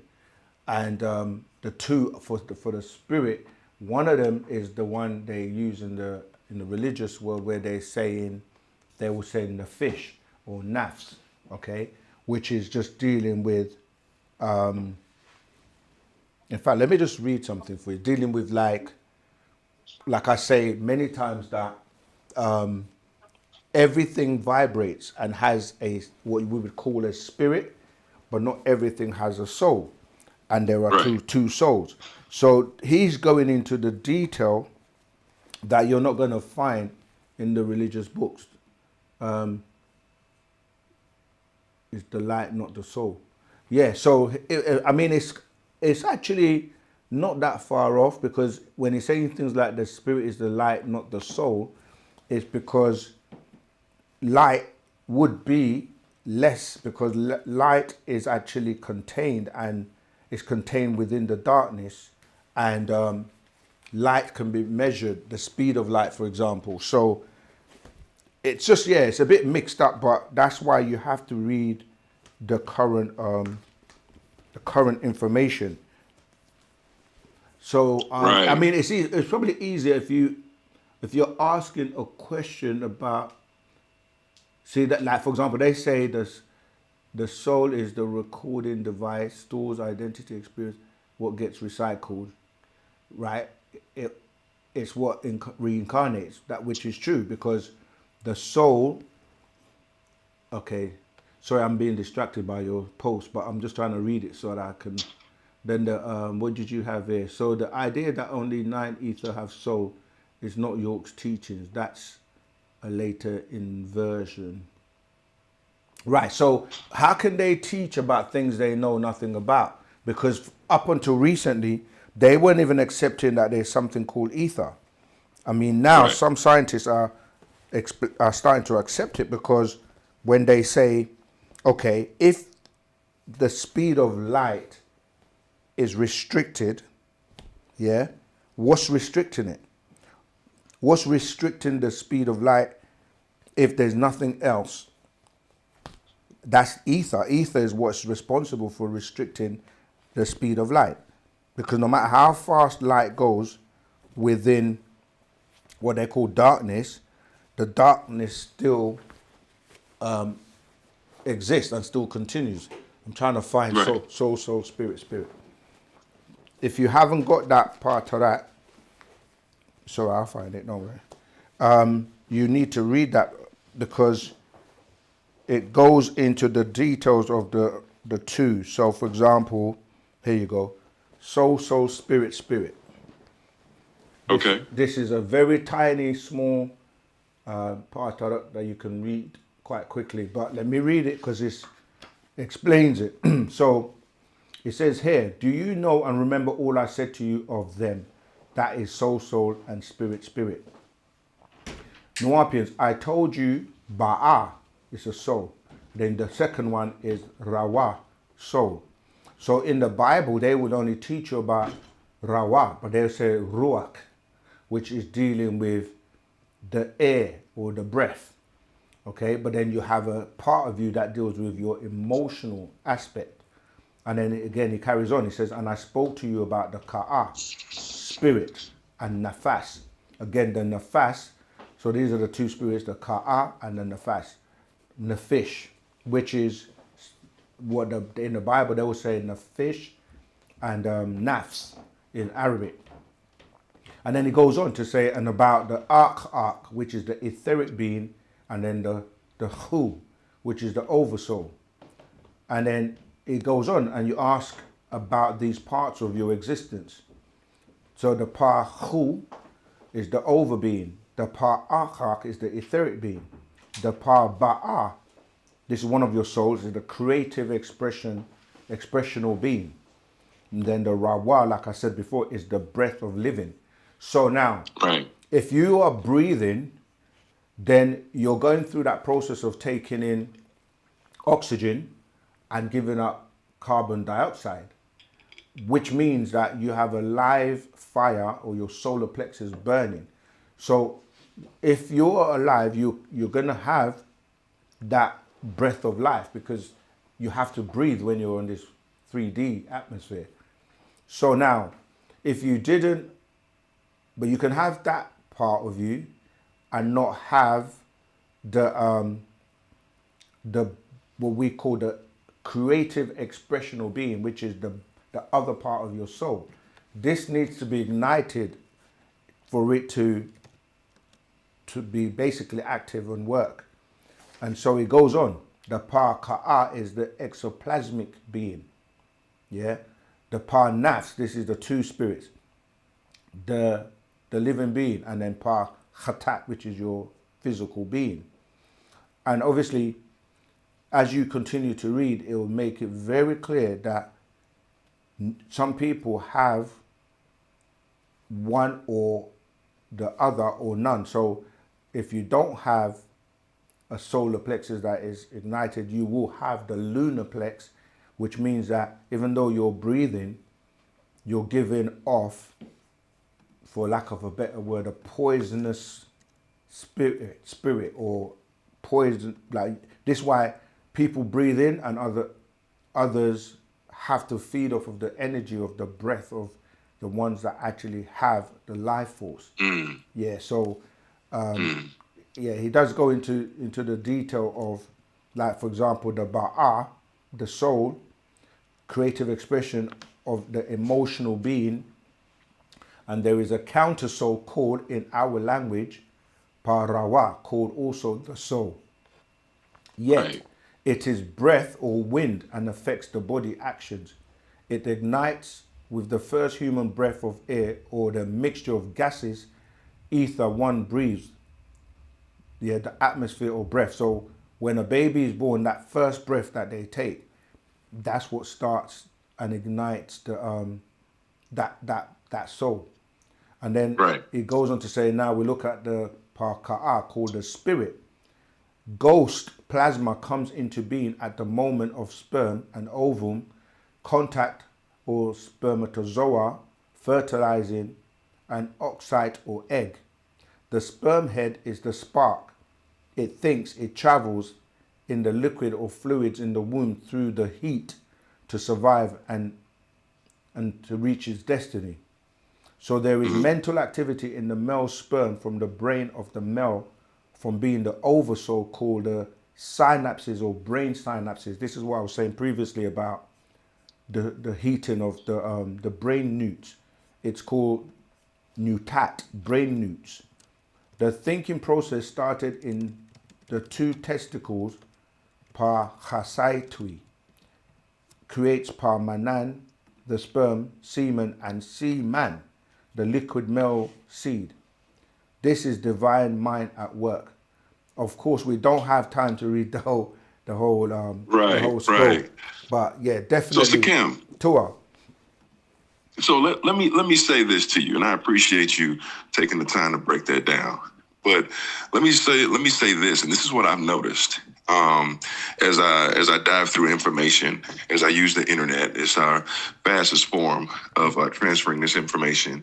And then, with this release of all this information that's starting to come these days, there's also counter effects that are taking place to counter the truths that we are picking up and that we are learning, to help stall the process or to slow it down from the inevitable of getting to where it's going to end up in the long run, once we all awaken and we have the information gained and obtained and we start to live and move by it. One of the things I've noticed with AI is that if you tinker with AI and play with it a little bit via conversation, there's certain moments you can get it to reveal some truths, but then there are filters that kick in that will do things to counter that truth. I honestly believe, Sakim, that this right here was an example of it trying to counter the teachings of Dr. York and to flip the understanding and beliefs of what a soul versus a spirit is. Because if you flip it, then and you're not knowledgeable to have the books that you have or to be tapped with the videos that you have, then you're going to live it that way that it's explaining it in the opposite, and it can keep you from achieving the ultimate goals as far as how to live when you have a soul and how to keep that soul and move forward with that soul. That's right. Because it knows enough like for instance, the screenshots I sent you, it knows enough how to break down which both are, but then it conveniently just flips it on the other end. But hey, this one's that and that one's this. That's right, 100%. And this is where your discernment comes in. But it's like if you are an eagle and you're raised amongst chickens, you're gonna think you can't fly to the heights that an eagle can, and you may even believe that. But it doesn't change your DNA. It doesn't change the fact that one day something somehow in your DNA is going to kick in and you're going to, you might just see another eagle or whatever. So that's the whole point of limiting information. Because I was saying, because this book we put out, Fast Track Your Spiritual and Conscious Journey, I actually break down the different types of soul and the different ethers and so on and so forth, because we do know that this is the thing. People think Google or AI or that they're so intelligent, but it's called artificial intelligence. So it's like, yes, you will find a lot of information. And I must say, I've been quite surprisingly impressed that the biasness that we used to have previously with when you were searching information that Dr. York put out many years ago, you know, what the results you used to get were just like, no, it's not true, it's not this. But now you're actually finding that a lot of it is starting to come out and align and correlate with what he was saying, because other people have started to also put it out. And because the truth is the truth. You can't really, he used to say, it doesn't matter, one day it will all come out and people will know. Right. And this is what's happening now. So I hear other races explaining and talking about, and see people that have really done their research and studies, they don't deny what we're saying. But of course, you always have the small faction that is always going to try to keep you from waking up, you know. But yeah, Right. there's a, I'm trying to find it, but yeah, in this book, I go into a lot of information and break down the different, yeah, here you go, from, yeah. If you look at, we've got an appendix on page 138 that goes through, yeah, the different, like even before that, the different ethers on the previous page. And it's a diagram that literally goes from the different beings, the different kind of senses, the ether levels, and gives you a lot of information. So another good resource to pick up. But yeah, I've got so many questions to get through, and does that help, or is there anything else? No. That was pretty much it. I just wanted to point it out to you guys so you can be aware of what's happening out there with the information that you're constantly teaching. They're finding different ways to try to manipulate it so it's not fully understood. Because once you have a perfect understanding the master of it, teacher said there's going to come a time where, because remember the phrase that most people know him by was saying, "Don't believe me, check it out." But eventually he Right. said, there's going to come a time where, as an extraterrestrial, as a visitor to this planet, I'm going to start putting information out that nobody else has, and you're not going to be able to check it, because some of the kind of like mainstream, they wait for his information, because now you can look at the holy tablets that he put out years ago and things that he put out before they discovered them, and they confirmed it afterwards. So yeah, there will be a time. That's why we're saying, like, you have to be with him as the person that is the authority on this knowledge and information from our exactly. All right, Tawuat. Well, look, I thank you. I thank you very much. And we've spoken before. I'm the guy that the lightning follows a lot. And so, yeah, right. so I wanted to pull that to you. If I see anything else, I'll be sure to let you brothers know, okay? Thank you, Tawuat. All right. Take care. Wadu. All right, go on then. Let's go for it. Shout out to Sequen. Visited him in London in Nashat shop. So shout out to you and everything you're doing. Thank you. My question is, you've mentioned about having voices from different part of your ancestry. I'm just wondering, how do you know which voice is agreeable and which one is disagreeable? Because sometimes you're going to get hunches to go down certain paths, and it's not always obvious which one is sort of guiding you. But yeah, thank you. Tua. So the answer to that is actually quite simple. It's based on the outcome.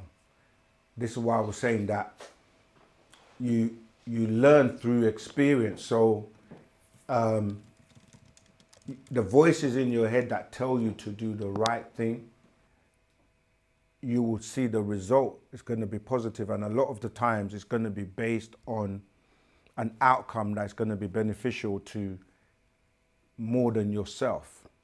Yeah, so if that voice is telling you to do the right thing by everyone, then it's more likely to be the truth. So that's what we're talking about, the soul, like, because the spirit is more attached to things for the individual or for yourself. And a lot of the times when you're doing things for yourself, Not saying you can't do things for yourself, but if it's based on selfishness and based on me, myself, and I, and just then, you know, the outcome, you're the one that it's that voice that normally gets you into trouble, meaning that the real Trinity is you. There are three in the sense that who you really are, that's one. Who you think you are or you see yourself as, that's number two. And then number three is how other people see you. And the one that gets you in trouble most of the time is the one you see yourself as. So let's say, for example, you might see yourself as being, as they say, tall, dark, and handsome. I'm just using this as an analogy, right? And then, but in reality, you're actually not tall, you're short or whatever. So, and then the one that other people see you as can get you in trouble because they will put you on a pedestal or, you know, like give you all of these accolades and you may then start saying to yourself, you know what, maybe I am.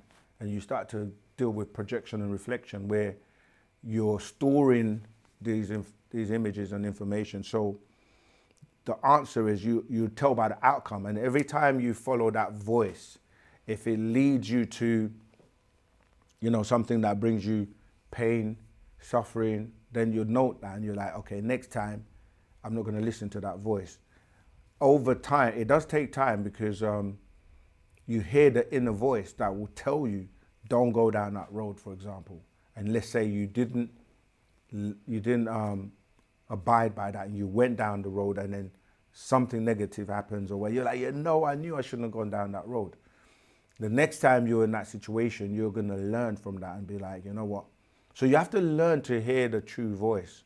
It's not easy, but you know when a voice is trying to tell you to go and do something or follow and make a decision that it's not going to be a positive outcome. And then when you dismiss the true inner voice, you find yourself in trouble. And then you do it over and over again until the point where you will learn and you'll be like, nah, this time I'm not going down that road. All right, next question, please. What can you tell me about the Arcturians? And you guys definitely should team up with Billy Carson. Again, when people, we always say this, like, the question is just so broad. Like, tell me about the Arcturians. It's like, tell me about the Asian people, or tell me about the African people, or tell me about white people, or Caucasian people. It's like, what exactly do you want to know? Like, beings from Arcturus. There are many beings. Like, there's so much information, so I'm gonna kind of skip that. But we explain about the different beings in the extraterrestrial videos already. So there are beings that come from Arcturus. They've worked with certain people. They work with the Andromedans. They are partly responsible. They work with the Pleiadians and created the Adamites. So yeah, it's very broad. I don't know exactly what you want to know about them, so be more specific. And as far as teaming up with Bill Carson, I mean, what do we mean by teaming up? I mean, we will collaborate and work with people that are pushing out facts and information, but honestly, wu-sabat is in its own league completely. But like we say, we work with people who want to teach actual facts and truth and spread wu-sabat no matter who they are. So let's move on to the next question. Rahubat. I just have a few quick questions. One, my question is, what's a good way, I guess you could say, to unlock your genetics? I take a lot of herbs. I go to the gym. I cleanse. I do all the good stuff. But I'm just trying to understand, is that the appropriate way to unlock my genetics, or should I be doing other things? Yeah, that's good. All those things you mentioned are great, and you should do that.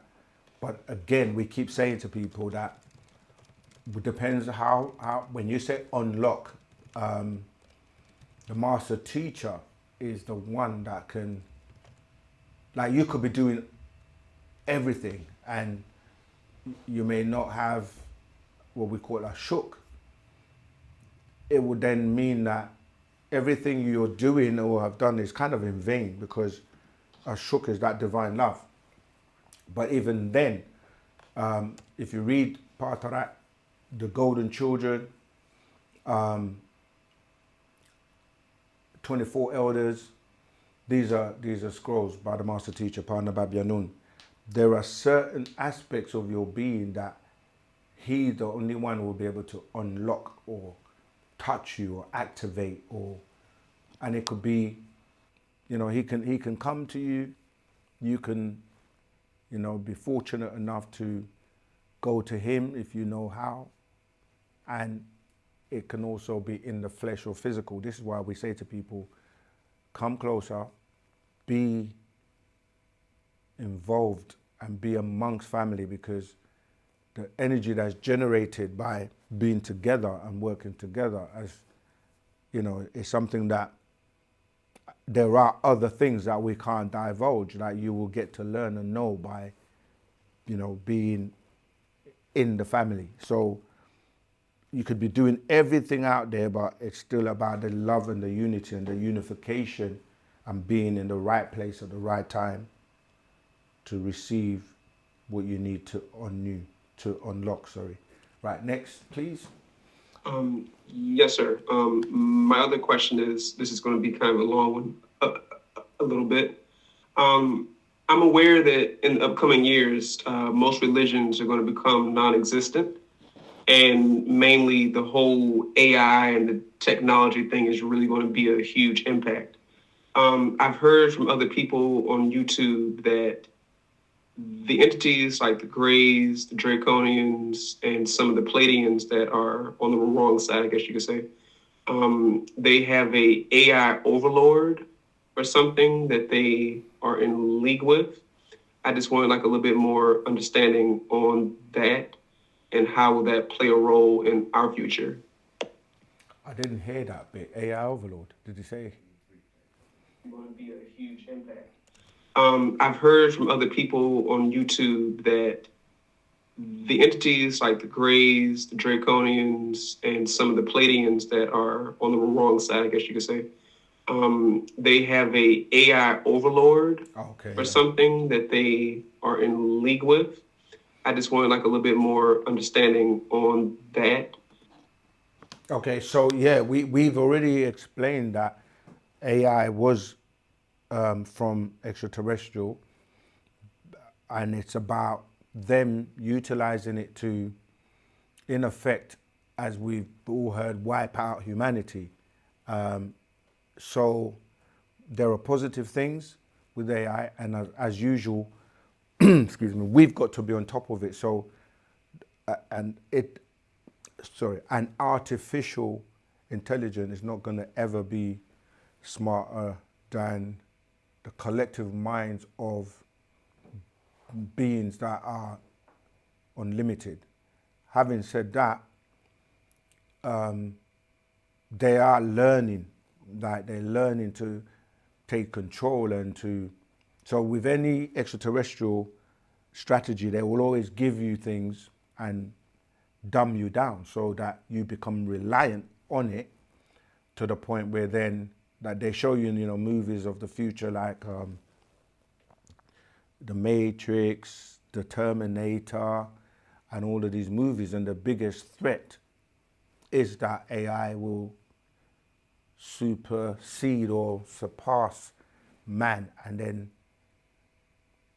annihilate humankind, but not those who are not relying on it to the point where that you're actually becoming like you're canceling out yourself. Basically, it's the same thing we say with like smartphones, or you're not going to willingly accept a chip to integrate you through maybe companies like Neuralink or whatever that are going to hook you up to an internet or hook you up so that they're merging man and machine to the point where you're now being controlled, because having a chip in you is allowing some external thing to be able to control you. Like everything is becoming more remote, like electric cars. And so, yeah, it's about knowing and being in the right place with the right guidance. This is why there are things that you're only ever going to get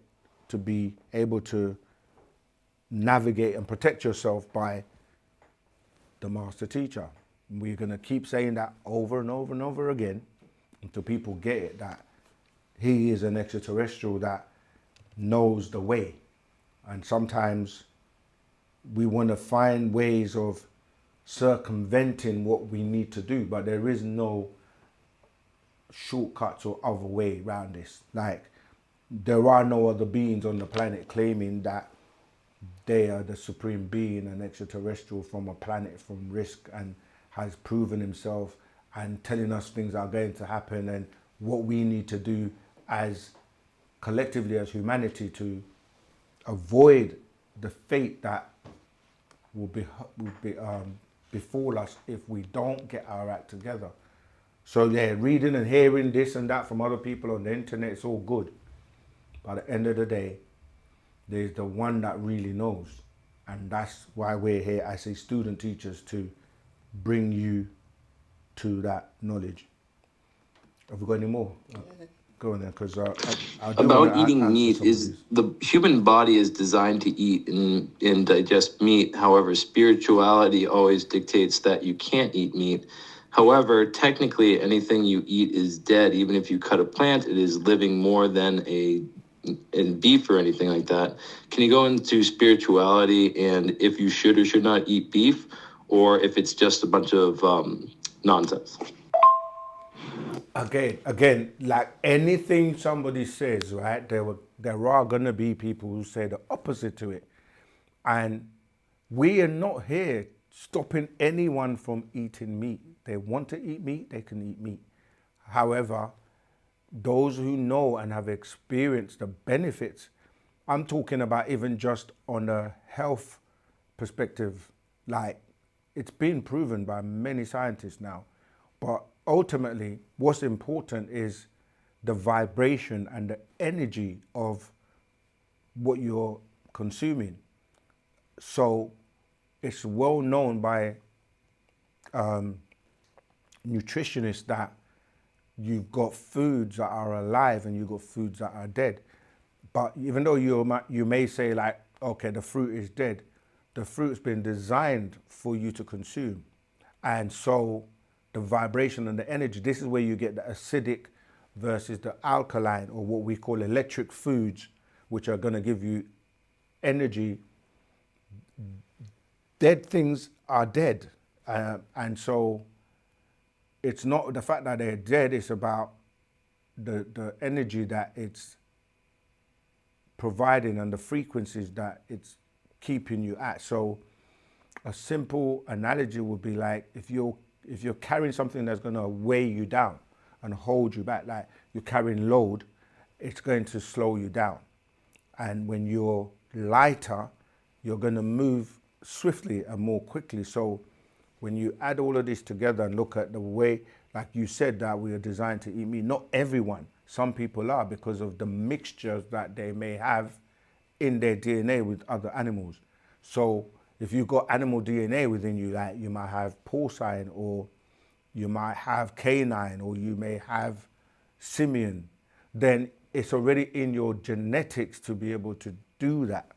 Not everybody has the same genetic makeup, so it will affect somebody else differently than it would another person. So even if you just look at like the way that animals are being bred or unalived and how long they're keeping them, it's like dead flesh rottens and deteriorates. So imagine that's in your system and it's not going anywhere for a long period of time. So within the time period it takes you to take that through your system, and they're adding all kinds of chemicals and, you know, even in the food we eat, we're not saying that you can be completely able to avoid even with the fruits and the veg, but it's a better alternative than the blood meat and the dead meat, and that,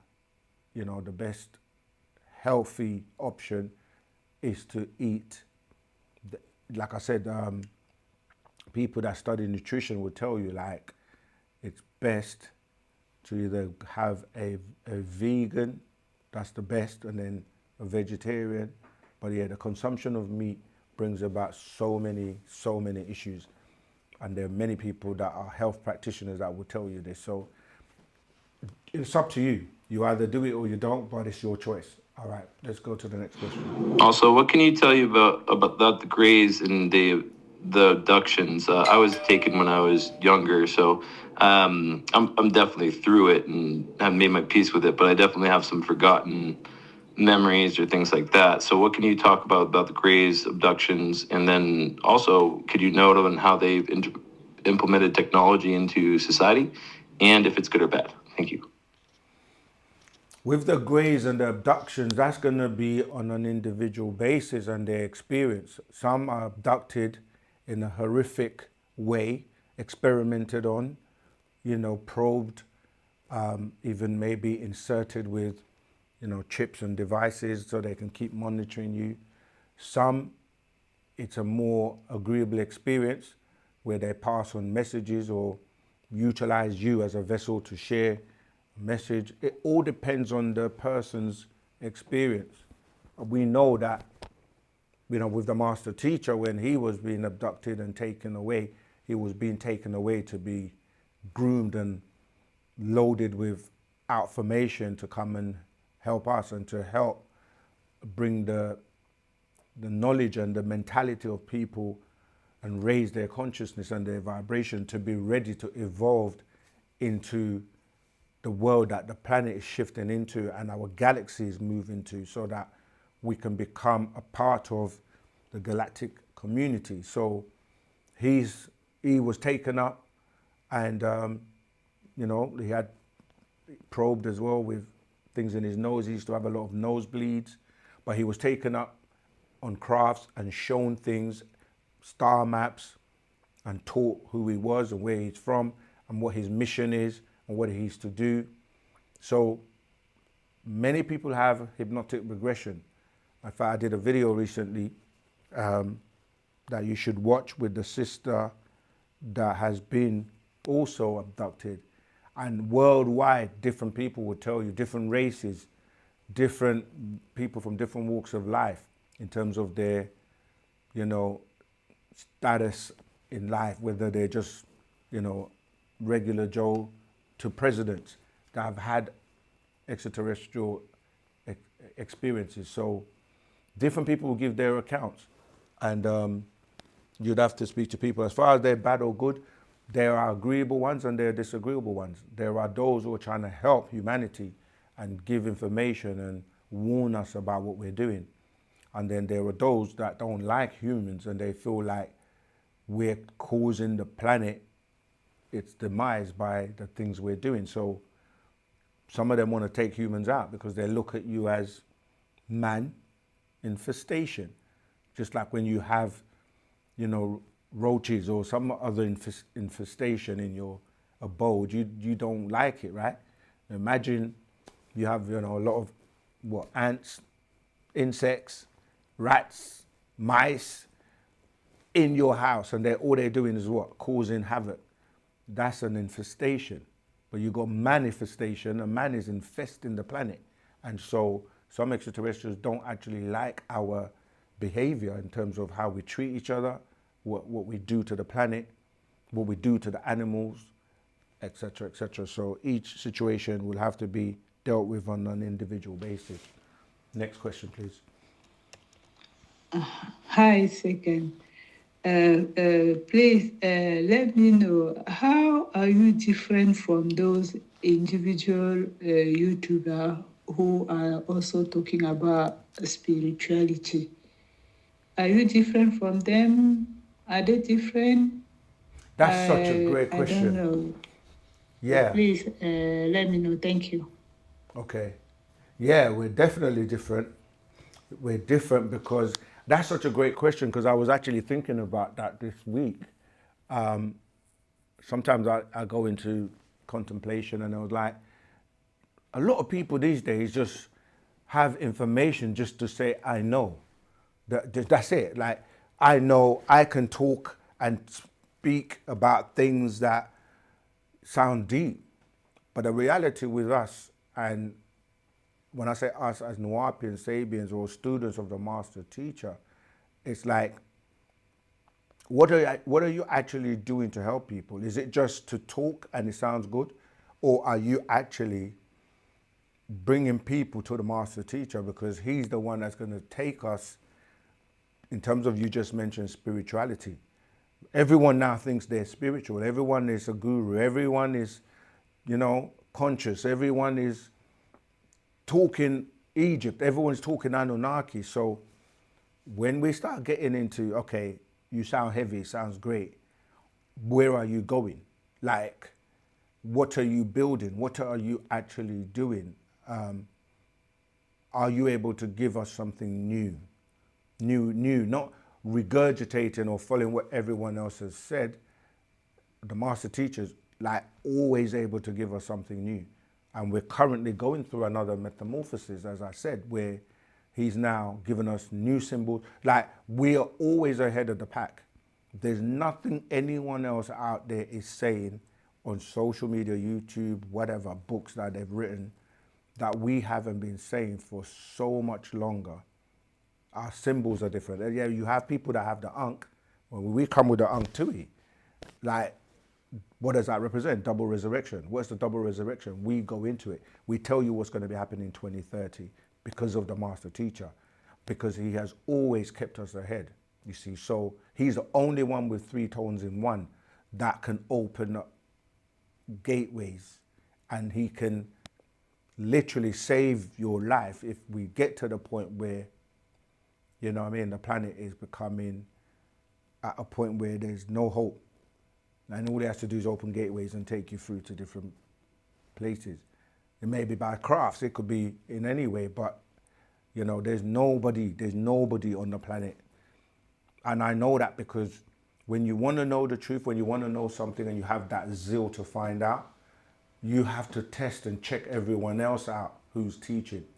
And there isn't no one out there. If there is, bring them to my attention, and let's scrutinize them. Let's find out if they are real. You know what I mean? So, yeah, wu-sabat, different class of its own. The master teacher, no one like that on the planet. All right? Let's go into the next one. Good day. I've been thinking about the concept of beginnings, I wanted to ask this, if everything has a starting point, then where is the beginning of God? Because we are taught God created heaven and earth, right, on the universe. But what existed before that? What was God doing before the creation? That's what I want to understand. Thank you.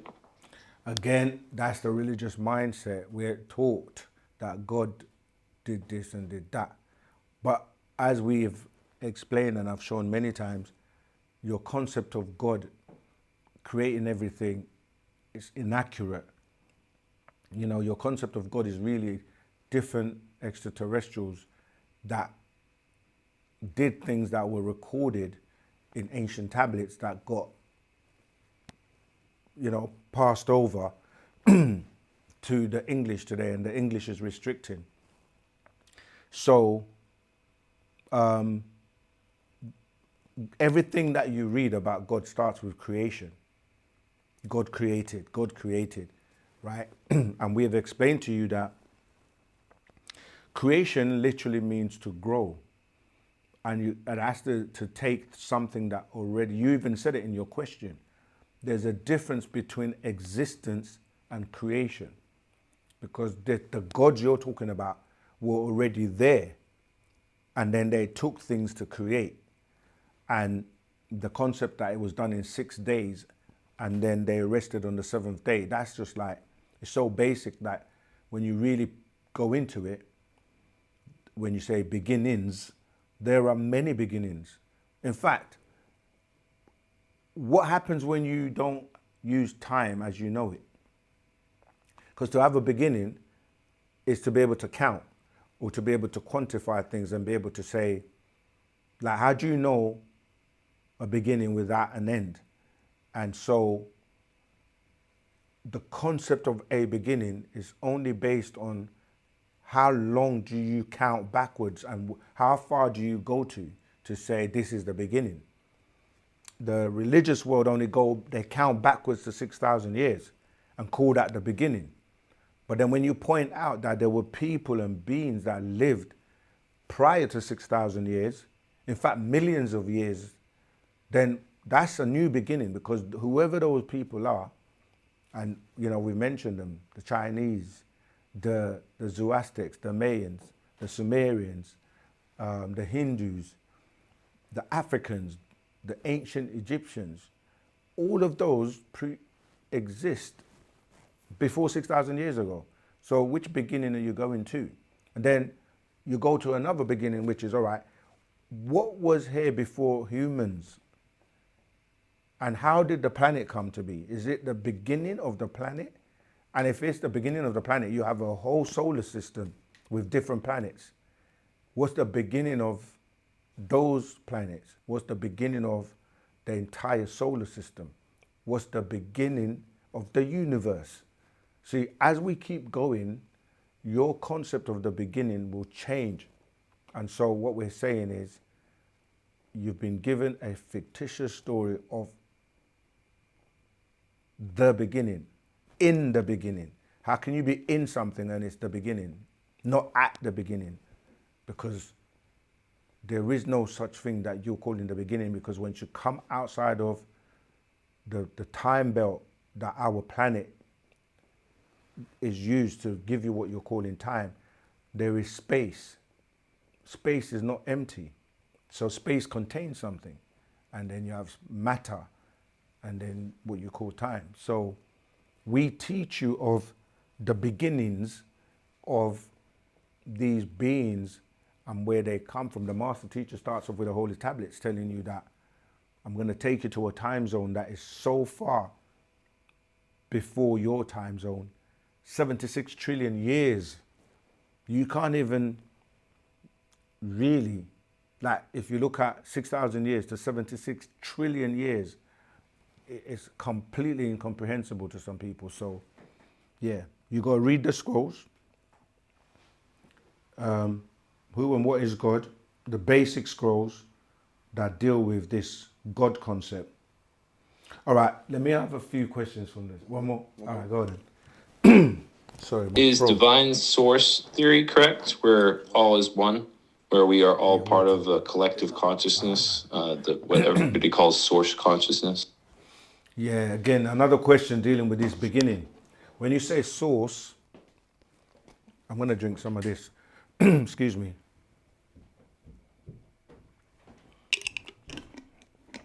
Man, they've done a good job of messing up our minds with this.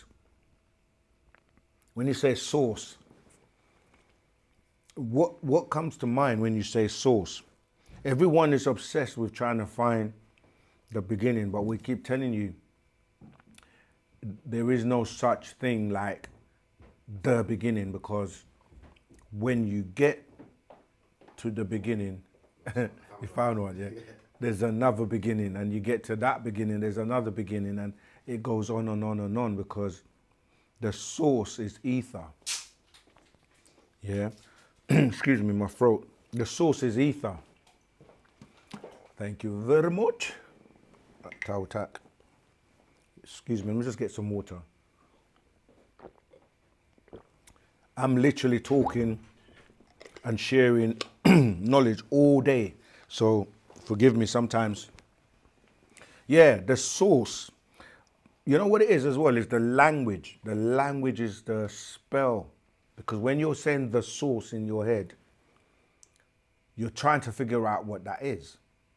And, you know, you have many sources that you put on food.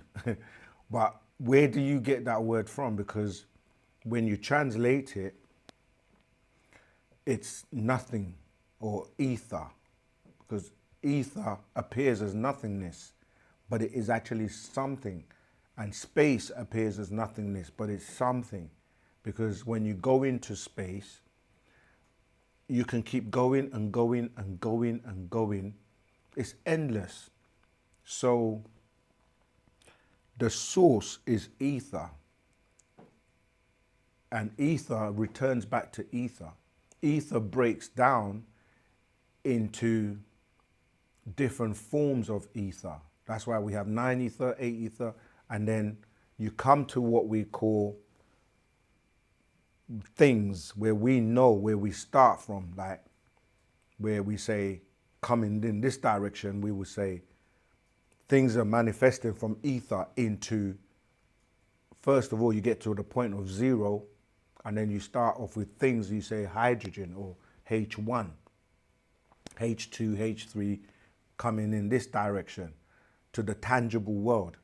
But as you're going into the other direction beyond what you're calling hydrogen, remember hydrogen again, hydro, water. Yeah, so you're going beyond the state of water in a form. But water is also steam, which you can't see, you can't really see, but it's there. Like air is there. And that's where you're going into the levels of ether. And there are 9 levels of those, or we say 9 to the 9th power of 9. Right, do you have more? No. Okay. Right, we're going to breeze through a lot of the ones on the chat. I always feel bad for the people that don't get their questions answered, because you come on late and then you don't stay till the end. So you have to go into our Telegram group to continue asking your questions until the class that comes on Saturday. Reye Sananda, thank you so much for your donation. And your question, could Thoth Mose be classed as the first Ibri? No, because the word Ibri relates to the Anunnaki and Abraham, because the word Ibri becomes Hebrew, and you hear Nibiru, planet of the crossing. That's where you're really getting it from, because it's called planet of the crossing, Nibiru. Yeah. Or is it just exclusive for Ibrahim? Yeah, Abraham, because it was an expression that was used to say he is crossing over, or he's an Ibri or a Hebrew, but not in the context of a religion, but in the context of an action. So, because he didn't practice the monotheistic religions that came from him and his father, because they were actually practicing Zoroastrianism, which is, they were worshiping different gods and everything. So yeah, it's more applying to him. I mean, how you could say it relates to Thutmose in the sense of,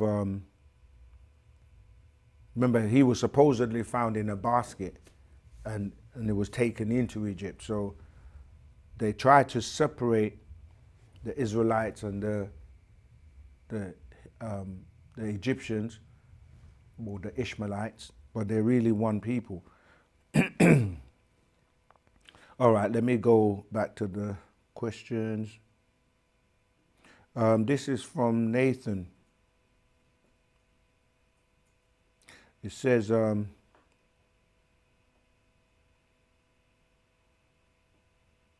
someone here, Reverend, like,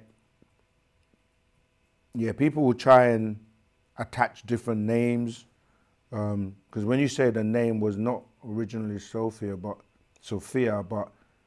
Sophia, okay, was one of the group of gods from the Eden project who created man in the image. They were light-skinned, Nordic ancestors. Yeah, that's dealing with a different creation, you're right, of these Nordics. But yeah, there are different titles that people use to attribute and say this, it was this way, it was that way. But we have records that go way beyond everyone else.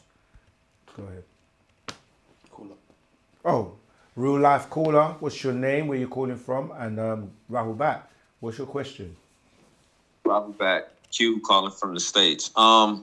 Just piggybacking off of what you just said, just for some clarity and clarification on it. With that story of Yaqub, when you said that he was going around the borders of the continent of Africa and dropping off people, was it the people that he was dropping off? Were those what we classify today as what those Neanderthals, Flugeroids, and some of those like Arabic-looking beings that look like us, that's not us? Like they're brown skin, but their facial features are more like Arab or Caucasian. It's like, let's say like Ethiopian, Somalian, or Eritrean people, or the same type of people that's in Morocco today?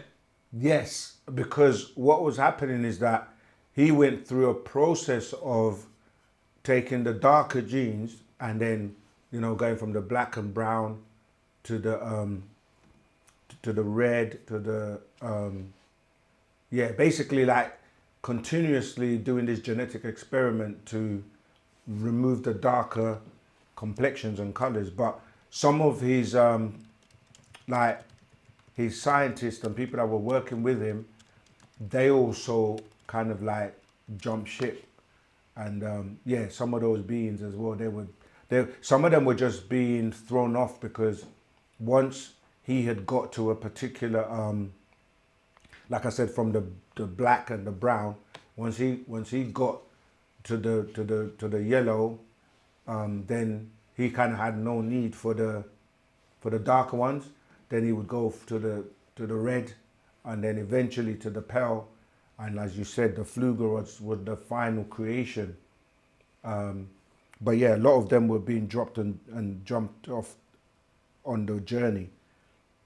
Is that still wide to this day in certain countries in Africa, just like on that outside borderline, those specific facial features or quality of people are always on that outside border countries That's right. of Africa, and there's none that's going deeper into Africa really that you could find? That's right, because when you look at their features, they have a lot of alkaline features, like, the straight nose, the thin lips, and they look a particular way. Even though they do have the brown complexion, and you look at their hair is more like 7 to 6 ether hair. Mm-hmm. And this is where so the whole tribe of Shabazz. They're not considered a Negroid seed then, even though they were used from it. They don't classify or see themselves as a Negroid seed. They see themselves as something different. Yes, and that's why there's a conflict a lot of the times between those beings, because they kind of like, even though they have the brown complexion, their mentality. This is that whole video we did on I Show Speeds when he was touring and going to different parts of Africa, and he started to get a little bit more of that, I guess, colorism and racism from those beings, that the more like the North Africa and kind of on the coastline. So they sometimes choose which way they lean. Unfortunately, I mean, we can't be judgmental in terms of everyone, but yeah, some of them, for example, the beings that are in North Africa, like more like from Egypt, that today, a lot of them, if you say to them you're not the original inhabitants of Africa, or they will say they don't even classify Egypt as being in Africa. They kind of talk about it like it's not in Africa. And so a lot of them have been given the wrong outlook in life, and they tend to, if you say as a black person that you're from Egypt, they kind of look at you like, no, you're not. But then the walls and the pictures in Egypt tell the story. But yes, that's where they would lean more when it suits them to more the Caucasian or the European side. And then if there's like if there's an issue where they're not wanted over that side, then they'll lean more to the Nagaru side. So They pretty much they could play both sides because they have the complexion for the selection. exactly, it's like today where you may have someone that's mixed between a Caucasian and a Nagaru, and if they, I mean, you saw this in the music industry with a lot of people that, let's say, Jennifer Lopez or like Mariah Carey, or when they get a little tan and more, you know, put the brown, they're more accepted musically or in the entertainment business with the Nagaru side. But then if they want to, they can switch it up and put a blonde wig and, you know, lean more to the other side. So people tend to, I mean, I guess sometimes it's to their advantage, but it's like when push comes to shove, who do you actually identify with? Who do you stand with? But a lot of the time, someone could be light, but it doesn't mean that, you know, it's not based on just their complexion or skin color. It's about It's what the they mindset. do. Yeah, exactly. I'm trying to find this. Last question. I'm planning on taking a visit to Africa this year. Going to Ghana and then going back to Kemet. Is there anything particular I should be looking for, or I should go to see or experience when I'm in those two countries?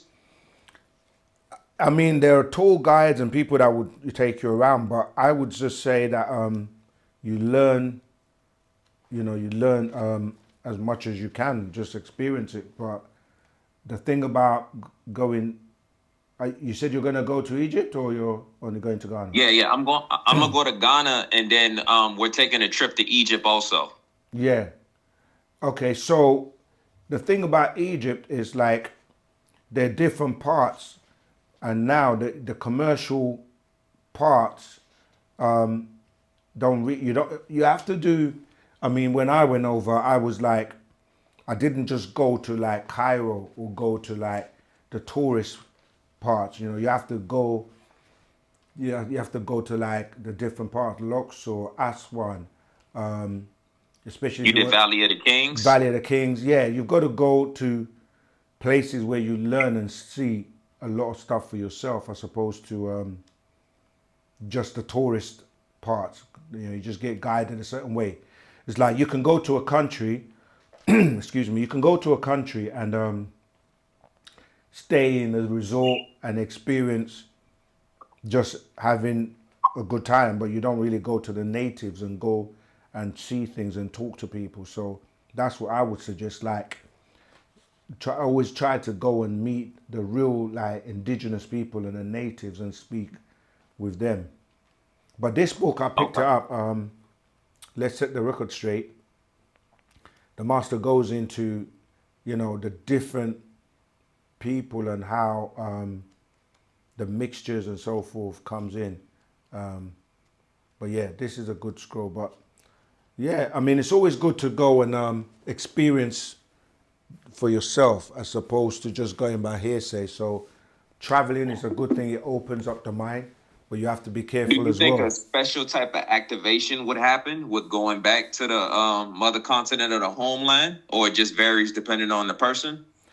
Oh yeah, definitely. If you're melanite, the sun will definitely activate you and charge you up, because there is information that you receive from the sun.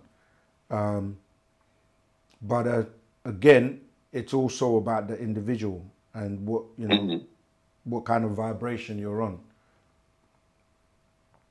Okay, that's some good affirmation. I appreciate that. You're welcome. Oh. Okay, I don't know what's going on with my throat. Excuse me. Okay, let's say, here we go. I also need more clarity about the origin of the Dravidians. This is from Marcel Leanna Williams.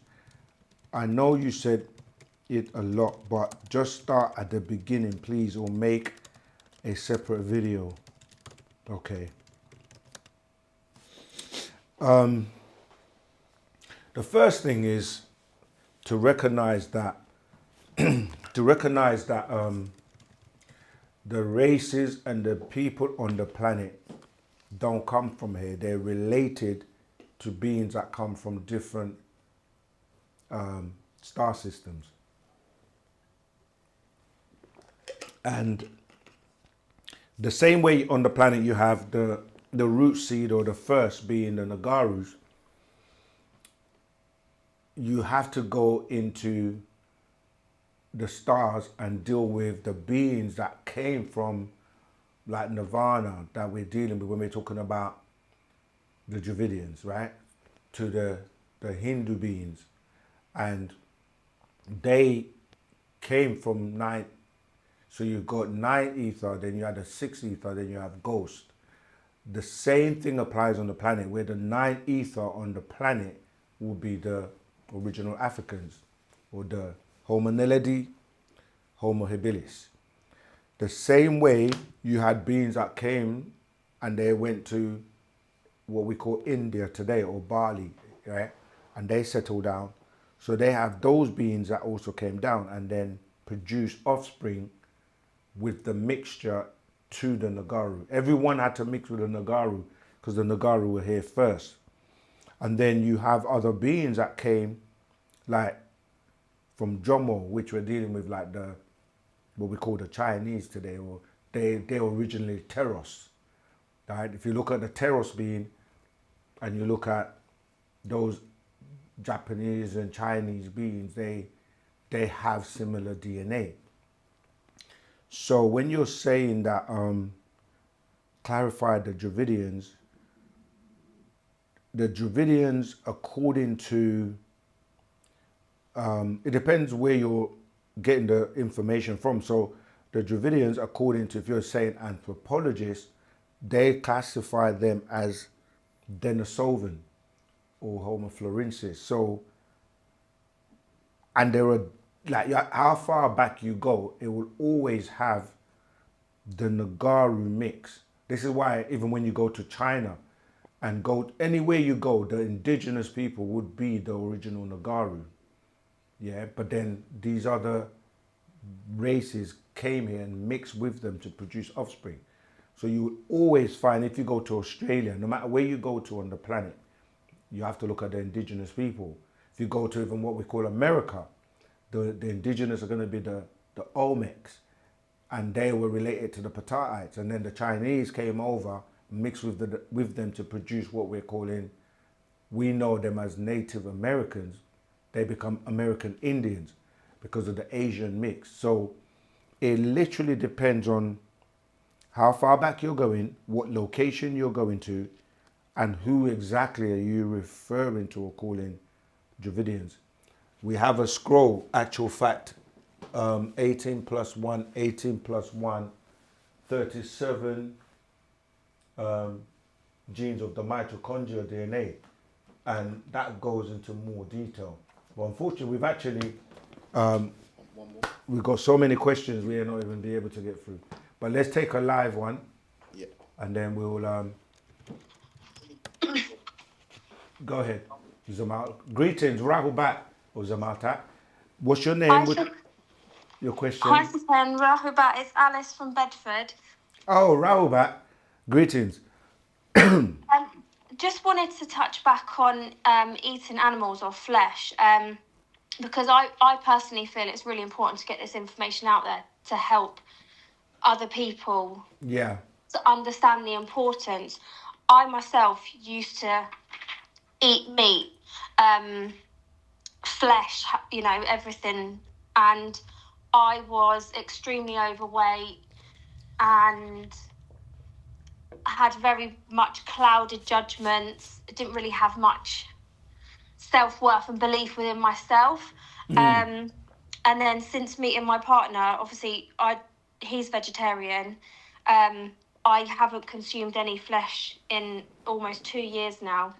And the difference in my life is like beyond incredible. You know, but I really think the question is that I'm wanting you to kind of elaborate on is how important is it to not consume flesh in order to remain healthy in your mind, body and spirit, and to like for people to understand how that raises your vibration. Yeah, that's the thing though, like there are so many people that will give their testimonies in terms of, including myself, when they've stopped eating the flesh and the meat and so I said the flesh and the blood, and that even in terms of your, like you say, your frequency and vibration and how you can travel and visit other dimensions, you know, like you start to have more of those types of spiritual experiences, including out of body experiences. But even if you just look at the basics of health, you know, it's no longer really disputed. I mean, I remember Theo, I don't know what's happened to Theo, we haven't seen him in a while, but Theo was one of those people that he said I don't agree with the meat part, and he does like exercise and things like that. So I said to him, go and watch the documentary called The Game Changer, because it's a scientifically written documentary that gives you and they do lab tests and they give athletes diets, one with meat, one without, and they talk to so many different people. I have no affiliation with the people that made the program, by the way, but it was one of those that really it gives it to you in such a factual way that you can't really dispute the facts. And so I would say to people, watch The Game Changer and just see, like, because he was like, I need protein. And they break it down scientifically, and we do as well, that the protein that people are thinking they're getting from animals, it's not coming from the animals. It's a byproduct of them eating the vegetation.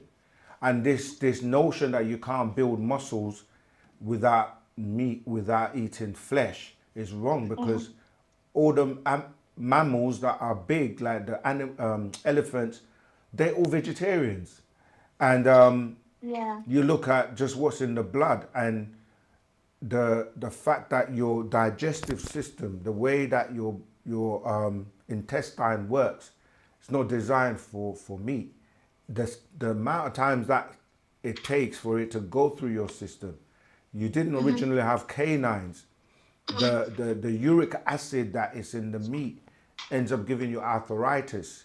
There's so much we can go into about why you shouldn't be. Why are you consuming animals anyway? What have they done to you? Like, why we need to unalive them? But yeah, exactly. And I also feel like in the end we're then having second-hand protein from eating the flesh, the animals, because what we eat from the animals isn't what they're eating to get the protein in the first place, which is vegetation, vegetables. So why must we? It's almost telling us that we don't need the protein or the second-hand protein from the animals. That's right. When we should just get that from the fruits and the vegetables and the things that grow naturally. You know, you hear the term, you are what you eat. Like, that didn't just come about. It's because you literally, the energy, the vibration, and you've got people like renowned, like Dr. Sebi, who everybody likes his diet because he's healed. He's a healer. He's healed so many people. And that was one of the things he was telling you, like, a lot of the ailments that people have come from all this second-hand dead stuff. You're not eating electric food, you're taking in dead flesh, and so it's a lot of misinformation, to be honest. But as we keep saying, we're not here to dictate to people what to eat or what not to eat. We know what's best for you. You either choose to apply it or do it or not. You will see the difference for yourself. And so anyway, Theo watched the documentary. Shout out to Theo if you're listening. And he came back to class and he's like, I actually agree with you now. I feel better and I'm not eating no more meat. I don't know if he's going to revert to it or not, but, you know, sometimes we do slip and we just got to keep, you know what I mean, keep getting up. But to just... sorry, go ahead. No, I was just going to say, just one more little question on, like, maybe if you know and can expand on the similarity between the DMT and animals and us as humans, how that is transferred or Yeah, absolutely. This is where we go into breaking things down into energy and vibration and frequency. If an animal has a traumatic unaliving, that actually has an impact in the blood, and then the memory as well is actually stamped, and then you take that in, and it will then bind with you, and you will have the same nightmares or dreams that is the animals, the energy that you've transferred from them to you. yeah. And Because this I is also important. don't have any issues or any problems with anyone who does follow any religion or belief or anything like that. Obviously, each to their own. But I also know a lot of Muslims, and they have their meat and they say it's halal, so it's best for you. But the bit Yeah, I don't that's a understand is label. they're still, slitting an animal's throat. Surely that's traumatic, and they're still eating that, even though they've drained the blood out from the flesh. Yeah, and this goes back to these gods of these books, because the gods of these books and the deities of these books, they ask for burnt offerings and carcasses and blood sacrifice and blood being spilled over the altar, because these are extraterrestrial beings that they get an adrenaline rush, even down to some of the files that are being exposed now. They're telling you what, I don't like to talk about the graphic nature of some of these things, but it's to get the blood to have that type of energy that they consume that gives them a buzz. And so when they're saying these things, is because their deities request for blood meat, and like every time during like when they have certain festivals, the amount of animals that they on alive to eat, and this goes into what we call even in the Christian world, in terms of the Holy Communion, and it's necromancy really, because you're eating the flesh and drinking the blood of someone, and like all of that is because there is spirit and energy in the blood, in the liquids. So when you take that in, of course, it's going to have an impact on you. So, like we keep saying, to each their own. And there are also so many, like I said, health, Alzheimer's, even though some people might deny it, and even dementia. And there's so many things that are attached to red meat, studies that have been done.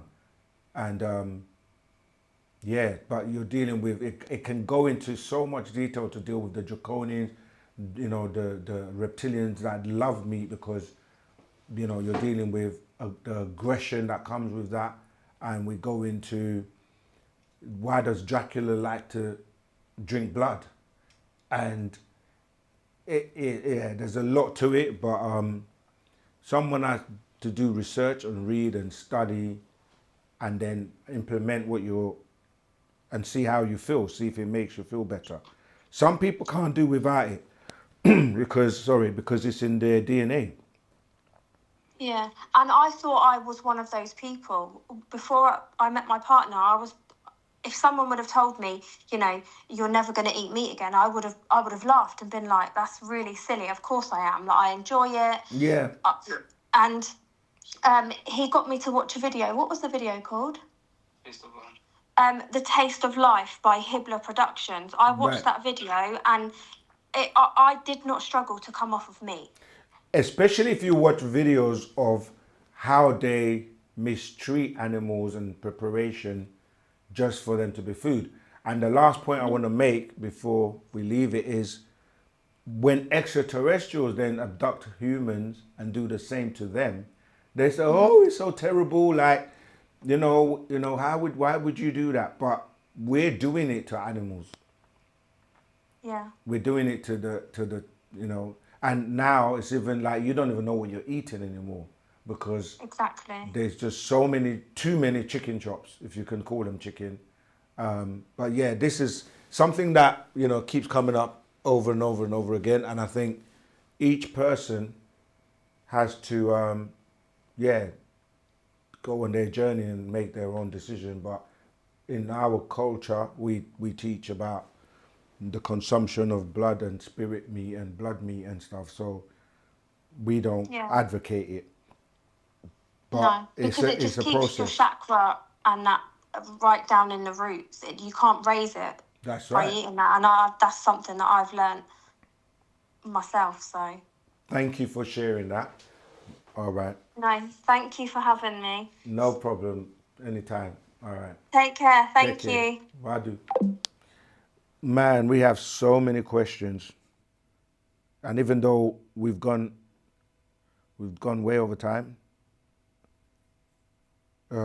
what is the purpose of wearing crystals? Do they serve any purpose when wearing on the body? What was the name of the documentary? The one she just said. The one that you said to. Oh, the Game Changer.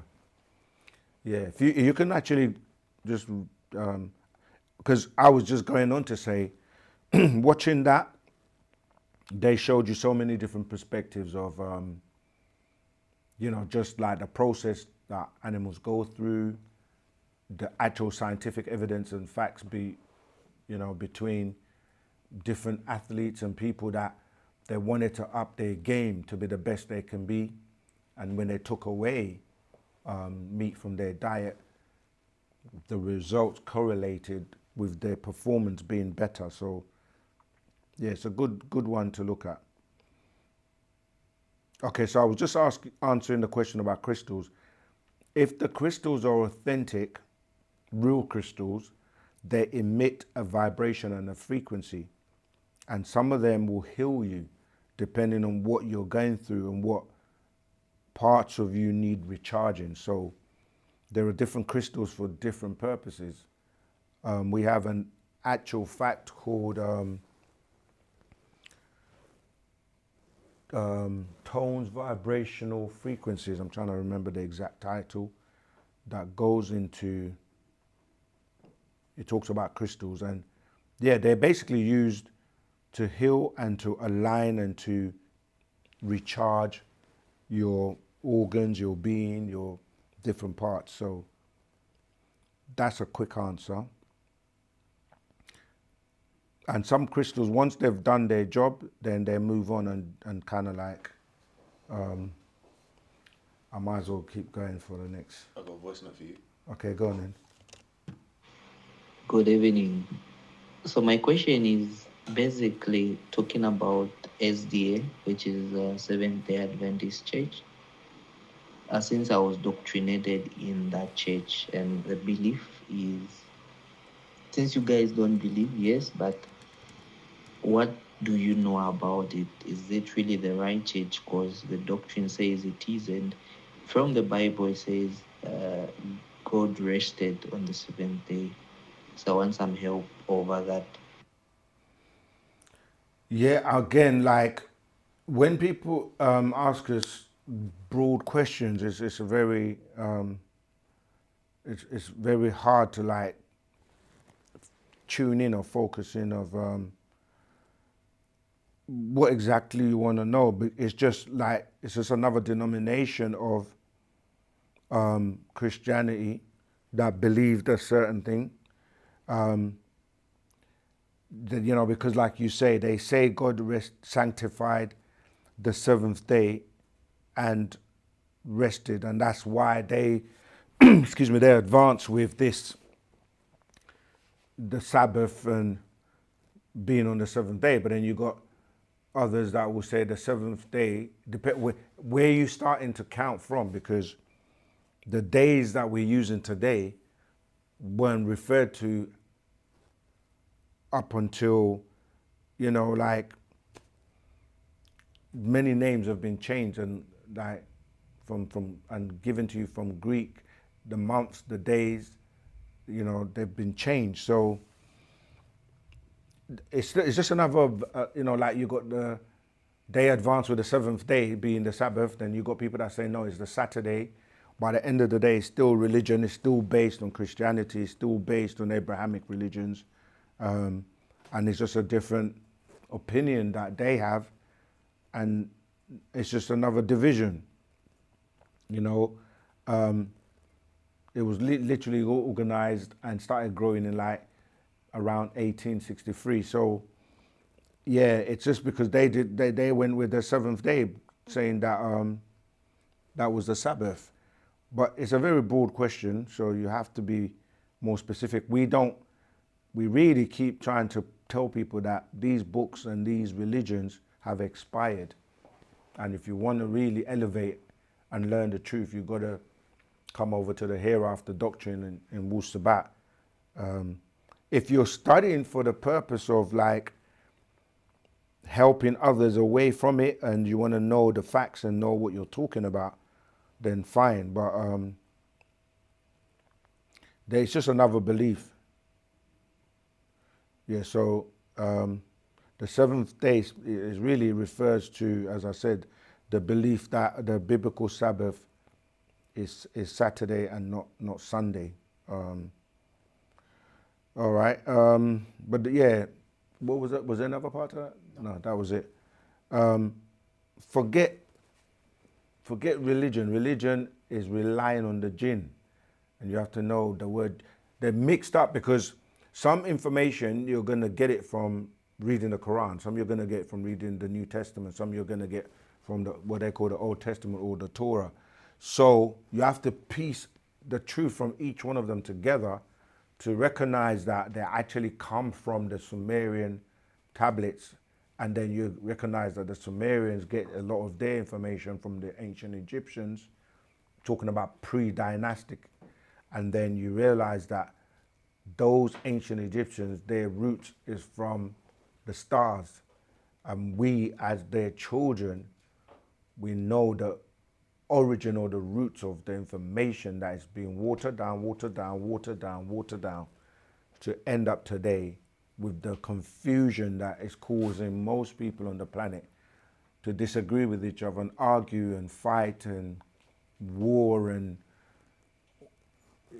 that's not what the original way was about. It's a peaceful way, so that's what wu-sabat is about. All right, I'm gonna one bonus question. Let's go for a bonus question and see. I'm gonna roll the dice. I'll roll and see what comes up. All right, here we go.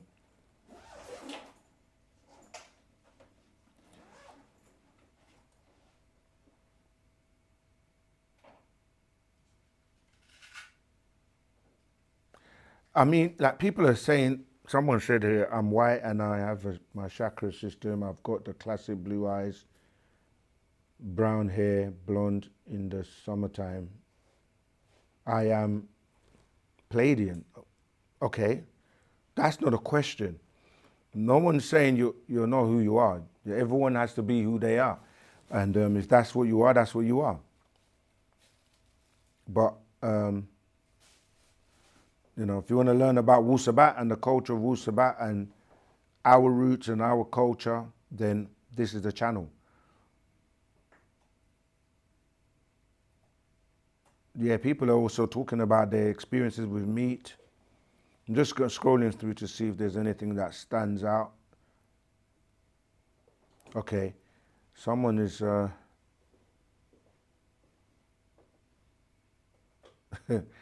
okay, this one is a big one. It's in capitals. King Daniel the Great.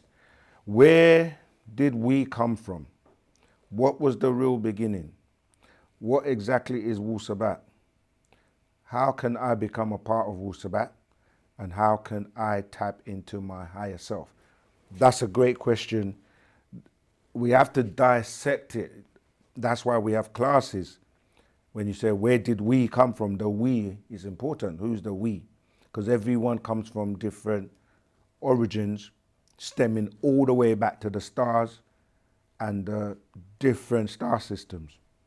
If you're talking about we as in Nagaru, we have our ancestry that goes through Africa all the way to the stars, to the Orion and Sirius star constellation.